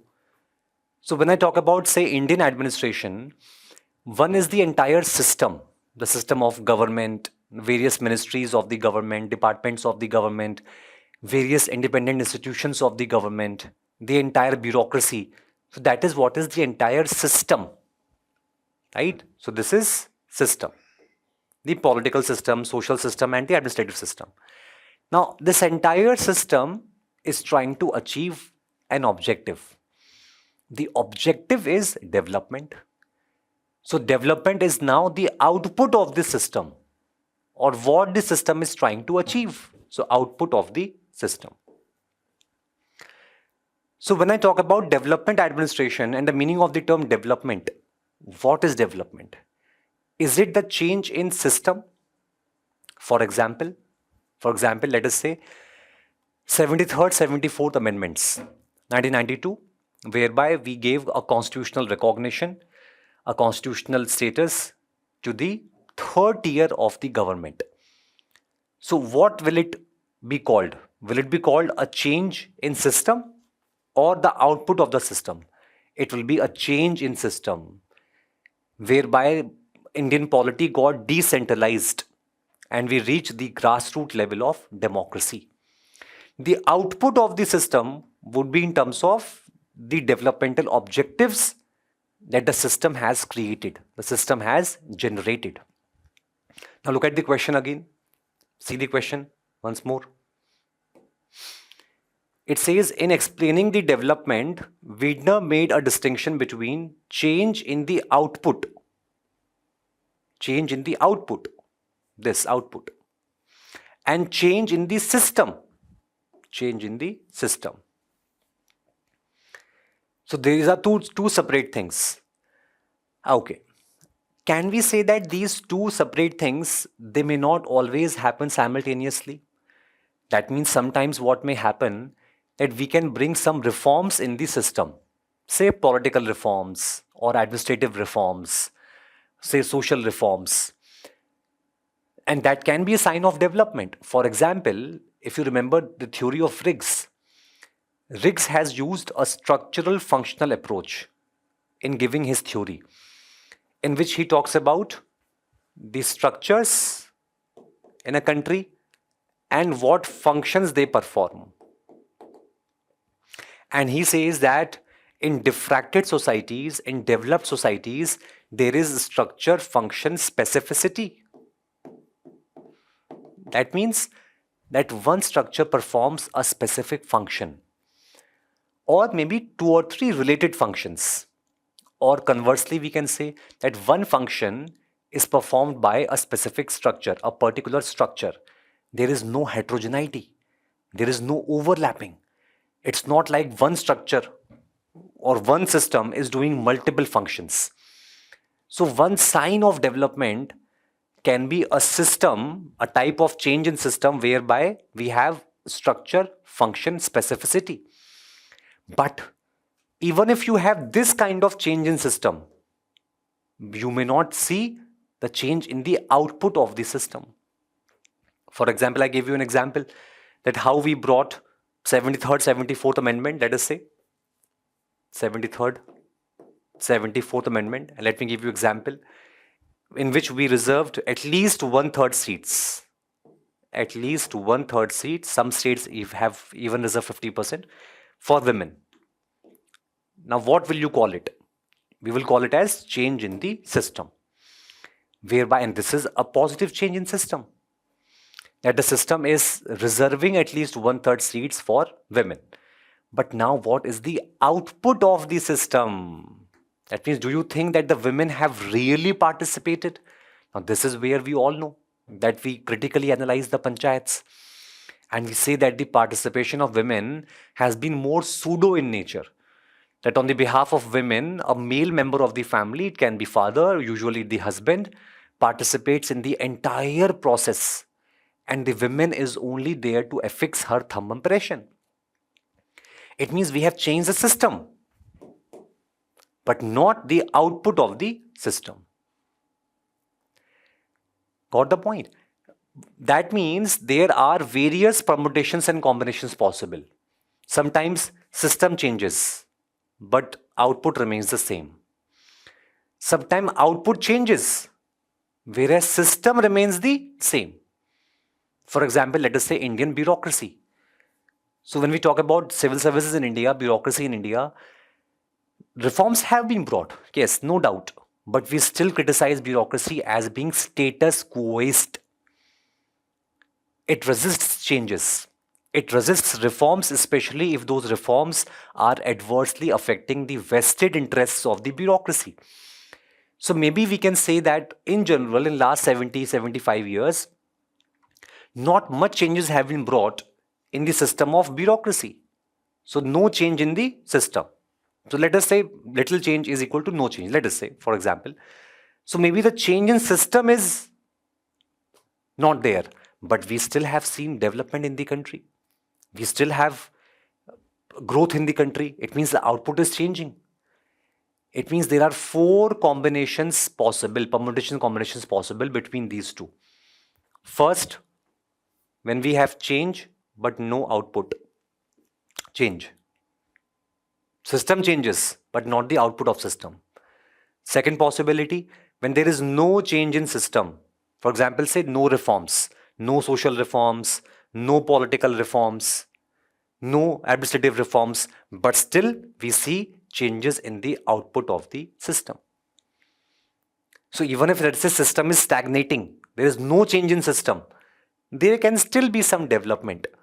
For example, let us say the critics of planning commission give this statement that whatever growth India has seen, whatever planned change India has seen in last more than 70 years, that that growth or that development would have anyways taken place even if planning commission was not there. It means if that system of planning commission was not there, तो जितना विकास हुआ है उतना तो तब भी विकास हो ही जाता. भाई इसको ऐसे समझो आप, as a parent let's say if I teach my child something, so I teach him, so he picks up that thing, he learns that. If I stop teaching my child, if I stop teaching anything new to my child, does that mean my child will not learn anything? No, he will still learn, although at a slower pace maybe, right? But he will still change, right? That means some change, some development, some learning can happen automatically. इसका मतलब that means system may not change, no change in system, but we can still see a change in the output. Then we can say when both of them do not change, system remains the same, let's say Indian administration remains the same, Indian political system remains the same, and that means maybe there is no output. And then both of them change, we see a change in the system. Let us say a better political system, political reforms, a better administrative system, administrative reforms, social reforms, and that leads to change in the output. Things are changing. That would be the ideal scenario. So there are 4 permutation and combinations possible. 4 permutation combination possible. Now this is what is the idea of Wiedner, Edward Wiedner. And I hope you understand the second part of the question. It says, and want that what is growth from one point of view may decline from another. What is growth from one point? Let's say system is growing, system is changing, but what is not changing or declining may be the output. Or second case, where output is changing, but what is declining? Maybe system is declining. So I hope with this discussion you are able to understand this question. Okay. Next we come to question number 6, part C. Zero-based budgeting is based on program efficiency rather than budget history. In the light of this, examine the advantages of ZBB over traditional budget. Again, a very straightforward, simple question. If you have read the chapter of financial administration, you would be able to easily attempt this question. So just introduce the question about ZBB. Introduction, you could write about ZBB. Introduce. In the main body, you should have written that how ZBB helps to eliminate the low priority, the low efficiency programs. It helps us to overcome the disadvantages of incremental budgeting. Because in incremental budgeting, we focus a lot on the history of the budget. So historical expenditure, historical financial budgetary allocation is repeated. So that is what we have to avoid by using the zero-based budgeting. So it helps in minimizing the cost. It helps in eliminating the wasteful programs. It helps to free up resources from low priority programs so that those resources can be reallocated to high priority or high yielding programs. So all these advantages of ZBB you have to mention, including of course the reduced tax burden, on the people. Because if we are able to minimize the resource wastage, we can minimize the tax burden on the people also. Okay, let's come to 7th question. 7th part A, it says, public policy making is an effort to apply the methods of political analysis to policy areas, but it has concerns with processes inside the bureaucracy and stakeholders. Yes, now we understand this that in a democracy, public policy making, public policy making is the job of the political executive. Of course, in this job, the political executive will be assisted by a number of institutions as well as the bureaucracy. Now, when the political executive takes final decisions on various public policies, there will, of course, be a political analysis in policy making. And when you analyze public policies politically, then what will happen? Then there will always be certain political priorities in the public policies. There will always be a focus on fulfilling the electoral promises. The electoral promises. There will be a focus on vision of the country. Vision of the country. The long-term vision for the country of the political leaders. And with this analysis, public policies are made. However, the problem is that public policies which are made with this political analysis. Now, what is the concern here? What has concerns? What concerns? Certain concerns inside the bureaucracy and the stakeholders. Now, what can be the concerns, for example? Now, the bureaucracy, for example, may have its own bureaucratic priorities. Bureaucratic priorities. Sometimes bureaucracy can show a lack of commitment to the policies. Lack of commitment to those policies which have been drafted, which have been adopted with a political analysis. There can be poor implementation of the policies. There can be a conflict between the political goals and the bureaucratic goals of the policy. Sometimes there can be bureaucratization of policies. Bureaucratization of public policies. So these are the concerns with the processes inside bureaucracy. Remember how public choice approach scholars, PCA scholars, they argued that the bureaucratic interests are at loggerheads with the public interest. That means bureaucratic interests are conflicting with the interests of the public. So a public policy drafted with political analysis, let us say, genuinely in the public interest, genuinely in national interest, but conflicting with interests of the bureaucracy, the priorities of bureaucracy. In that case, those public policies may not find commitment from the bureaucracy, leading to poor implementation. There can be conflict of interest and bureaucratization of policies. The second part of the question is concerns with these other stakeholders. Yes, other stakeholders can be who? Public policy. Stakeholders can be many stakeholders. Citizens can be stakeholders. Right? NGOs can be stakeholders. The private sector can be stakeholders. So these stakeholders may again have conflict with the policies made with political analysis. For example, there can be lack of participation by stakeholders. So in a public policy, there can be little or maybe no participation by the citizens, by NGOs or by private sector. There can be a negative attitude, a cynical, a pessimistic attitude in these stakeholders towards the public policy. There can be lack of contribution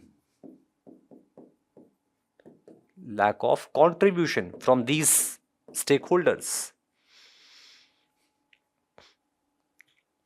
So the question says discuss. So with this, we discuss all these aspects, that how public policies are made with political analysis, but because of these concerns with bureaucracy and stakeholders, the policies may not show expected results. Okay, let us come to next question. Question number 7, part B. In career advancement, civil servants are necessitated to political superiors, and hence the phenomena poses the challenges to civil services neutrality.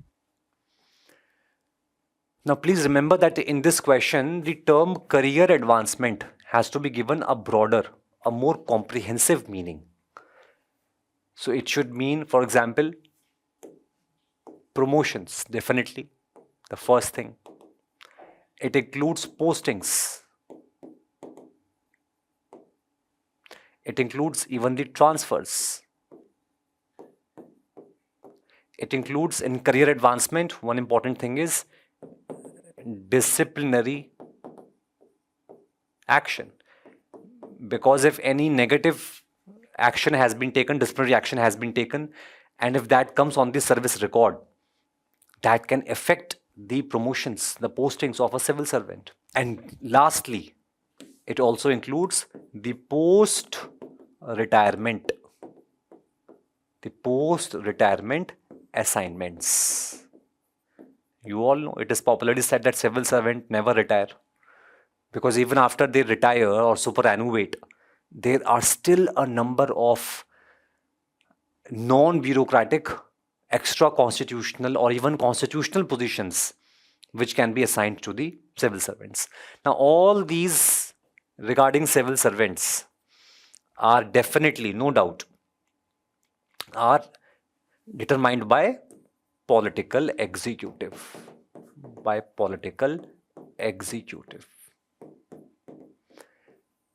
So you can start the question by mentioning that how the permanent executive has to work as a subordinate of the political executive, and the political executive controls the following aspects about the careers of the civil servants. Now the problem is that because the political executive controls these aspects regarding the career of civil servants, this will then pose a challenge to what? To the concept of civil services neutrality. So if bureaucrats are being so much controlled by the political executive, it becomes challenging for a bureaucrat, for a civil servant, to maintain his political neutrality. And given the fact also that bureaucrats work in a close proximity to the political executive, to the ministers. Therefore, what is the solution of this? You can even mention the problems, further problems. And of course, in this question, you can also briefly explain the concept of civil services neutrality. Explain briefly. It's a 15-mark question, so you still have a scope to briefly explain the concept. Now, you can say that this problem is further aggravated. It becomes even worse. Why? Because in this, on all these activities, there is lack of objective criteria. For example, regarding promotions or postings or transfers or post-retirement postings, there is what? There is a lot of subjectivity involved, a lot of discretion involved, and that poses a challenge, a threat to the neutrality. Then you can even mention that how in the concept of ACR, which has now become APR, it was earlier called as Annual Confidential Report. In the mechanism of ACR, there was a lot of secrecy. Its name was Annual Confidential Report. Now, what is the solution? What reforms can you suggest in this answer? Reforms. Or we can say solutions. First is that performance appraisal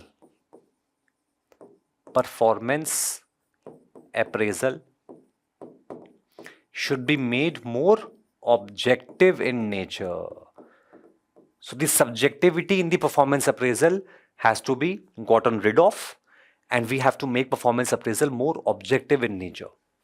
Then introduction of 360-degree performance appraisal, so that the political control over the career advancement can be reduced. Then we have to activate and really put to use the Civil Services Board. So this board should decide the postings, transfers, and other aspects of the career advancement of the bureaucrats, so that the bureaucrats are not at the whims and fancies of the ministers, and that can help in maintaining the civil services neutrality. And the fourth reform which you can suggest is fixed tenure. Fixed tenure. So if the tenure of civil servants is fixed, that can also help in reducing the political control over the civil servants, and that will maintain the civil services neutrality. Okay, let's come to next question. Question number 7, part C. It says ICT can harness the power of artificial intelligence to execute the policies more intelligently, creating an efficient and effective environment. Examine and identify the challenges. So two parts of the question. First, we have to see that how artificial intelligence can make policy implementation more intelligent and making government more efficient and effective.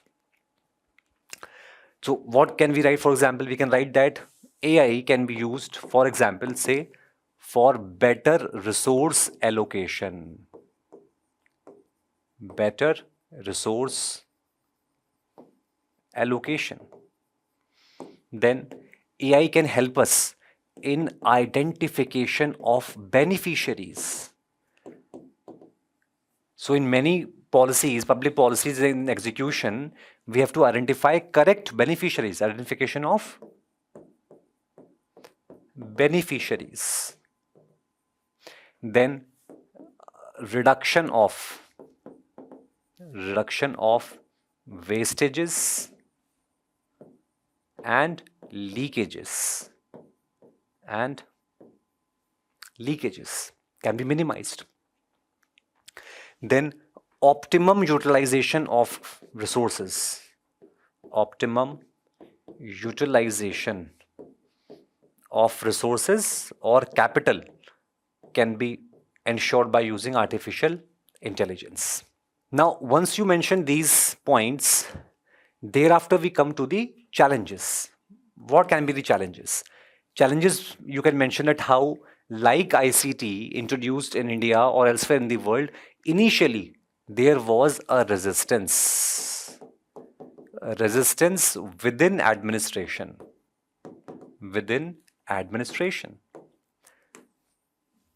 Especially by those employees who may not be aware of using the artificial intelligence. Then you can also mention that how artificial intelligence cannot solve the problems where a human touch and human sensitivity is required. So given the diversities in our country, the social diversities, economic diversities, geographical, ethnic, racial, linguistic diversities, a little bit of human touch is always required, which may be missing in AI unless we go to that advanced stage where the AI is able to deal with all the aspects of human emotions. Until that happens, there will always be a requirement of human touch in terms of, for example, compassion, or say sensitivity, a more humane treatment to the people can be done only by humans, not by technology. Then the challenge can be the lack of skilled manpower. Lack of skilled manpower. So all government departments, institutions may not have sufficient manpower, skilled manpower, to use and apply the artificial intelligence. Okay, we now come to the last question, question number 8. So it says the management of sound public finances used to be the backbone of administrative systems, but it has become the prisoner of populist policies. Critically evaluate. Yes. So we understand that any administrative system has limited resources. Limited resources. While the challenges or the objectives are unlimited. So while resources are more finite, the demands, the expectations, the objectives, the challenges are more infinite. And this requires what? This requires sound public management, sound public finance. That means the finances of administration of the government have to be very, very efficiently and soundly and healthily and optimally managed. But the problem here, what is the hurdle? It says, but unfortunately, it has become the prisoner of populist policies. That means because of political compulsions, there can be a lot of populism. Populism means people-pleasing policies. Policies which please the people in short term, but are not necessarily long-term public policies for the national interest. For example, let us say, you can give an example of freebie culture. The freebie culture. So if the political executive wants the administration to do things which are welfare in nature, but which cross a line and become a more of freebie culture, then that will affect the public finances. It will affect the public purse, the fisc of the government. For example, let us say various welfare policies. Welfare is okay, but in the name of welfare, the policies are more people-pleasing policies. Right? Subsidies which are not merit subsidies, so non-merit subsidies. Thereafter, you can mention about the problem of competitive populism. Competitive populism. That means not only populism, there is competitive populism. So if one state of India for the populist purpose is doing something, the other state will try to do even higher populism than that state in the next elections, and that will affect the public finances.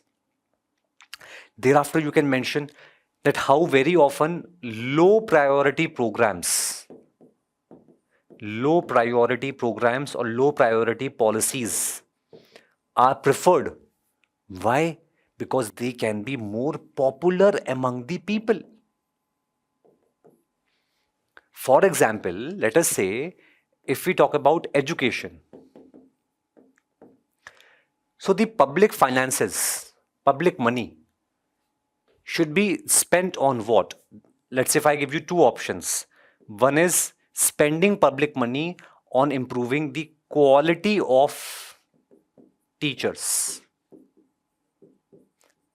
And that begins with better scientific recruitment, better training of teachers, better mid-career training of teachers, sending teachers to some national, international institutions to acquire teaching expertise. Should that be core area? Or, for example, distribution of food, or say meals, or say clothes, or say books, etc. Should this be the, or maybe I can even add here, spending on infrastructure? Although infrastructure is a good thing, it is required for education, but only up to a limit. Why, if you create world class infrastructure without focusing on this first point, quality of the teachers, then what's the point? The quality of education would remain the same. So infra is necessary, but only infrastructure. So there can be two types of policies. If you notice one thing, this is something, spending public money, public finance on, let us say this. Now this is not visible. Let's say for common people, if I am a common man and I send my child to a government school. So if that government school is spending a lot of finance money on quality of teachers, it is difficult for me to evaluate. मुझे दिखाई कैसे देगा? क्योंकि वो change ऐसा है, वो change धीरे धीरे आएगा. जब वो चेंज मैं अपने बच्चे में देखूंगा, और that will take time for results to show. Whereas if the government via the school is spending money on these things, that my child brings, when my child comes back to home, he brings new dress, new clothes, new books. Or if I go to his or her school and I see, oh, very big building. So these policies are low priority programs, but because they are popular. So what is the question? Question says populist policies. So these populist policies ultimately affect the sound public finances negatively. So I hope you understand the question. Let us come to the next question. Question number 8, part B. This question is from women empowerment. Again, simple essay type question. Women empowerment is essential, correct? From social perspective, social empowerment, economic empowerment, political empowerment. In political, you can even mention the 128 CAB which has been passed, reserving 1/3 seats for women in Vidhan Sabhas and Lok Sabha. You can even mention here 73rd, 74th amendments, 73rd, 74th amendments, because that ensures the participation of women at the highest level, the political participation. But what we also have to address in this question is the economic empowerment, economic participation of women, making women equal participants in the workforce, in the economy, increasing their economic contribution, and then social participation. So this is, I think, a simple question, nothing much to explain here. And last question, 8C. Training is not a short affair, rather it is a step-by-step process of developing skills, habits, knowledge, and aptitude. Yes. So training is not a short-term affair, definitely. Training is a lifelong process. We keep learning. And the same is true for public personnel, the government officials, bureaucrats. So in India also, if we see that training is a step-by-step process. How? Let us say we start by induction. Then we have the basic training. You can also call it as foundation courses. Foundation courses. We have on-the-job training. On-the-job training. We have field training. For example, in case of civil servants, after completing your training, foundation course and professional training, you go on field training, whereby you work as, let us say, you work as a shadow of the district magistrate or the SP and learn the nuances of the administration or of the policing. You can even mention here the T group training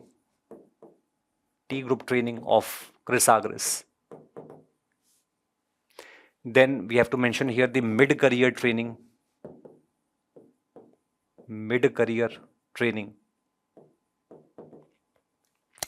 Then in training, you have to also mention about the organizational culture. That a lot of impact on the employee motivation, employee values, employee habits, aptitude, it also is dependent on the organizational culture. So let's say in India, there are some public departments which are quite infamous for corruption. So it is not like every public official entering those departments is already corrupt. It is an organizational culture which affects their values, which affects their habits, right? Then you will mention the role of leadership. The role of leadership has a great impact on the development of the employees. Then training is also required for a realignment of goals. Realignment of goals. Because without training, what may happen? That the individuals may start working towards their individual goals rather than the goals of organization. So by giving them training from time to time, we realign the goals of individual members of organization with those of the goals of the organization, so as to make sure that they are contributing towards the larger organizational goal. Then you will mention that why training is required. Training is required with promotions. Why? Because the moment you are promoted and you are given a higher position, your responsibilities can change. The challenges of your job can change. And that may require a new skill set, an enhanced skill set. For example, in the Central Armed Police Forces, we have PPCs, pre-promotion courses. So before the promotions, you have to again undergo a short-term course. It can be a 1-week course, it can be a 2-week course. So that makes sure that once you are holding a higher position, you are able to handle those responsibilities and those challenges. Then last, you can write that with changes in society,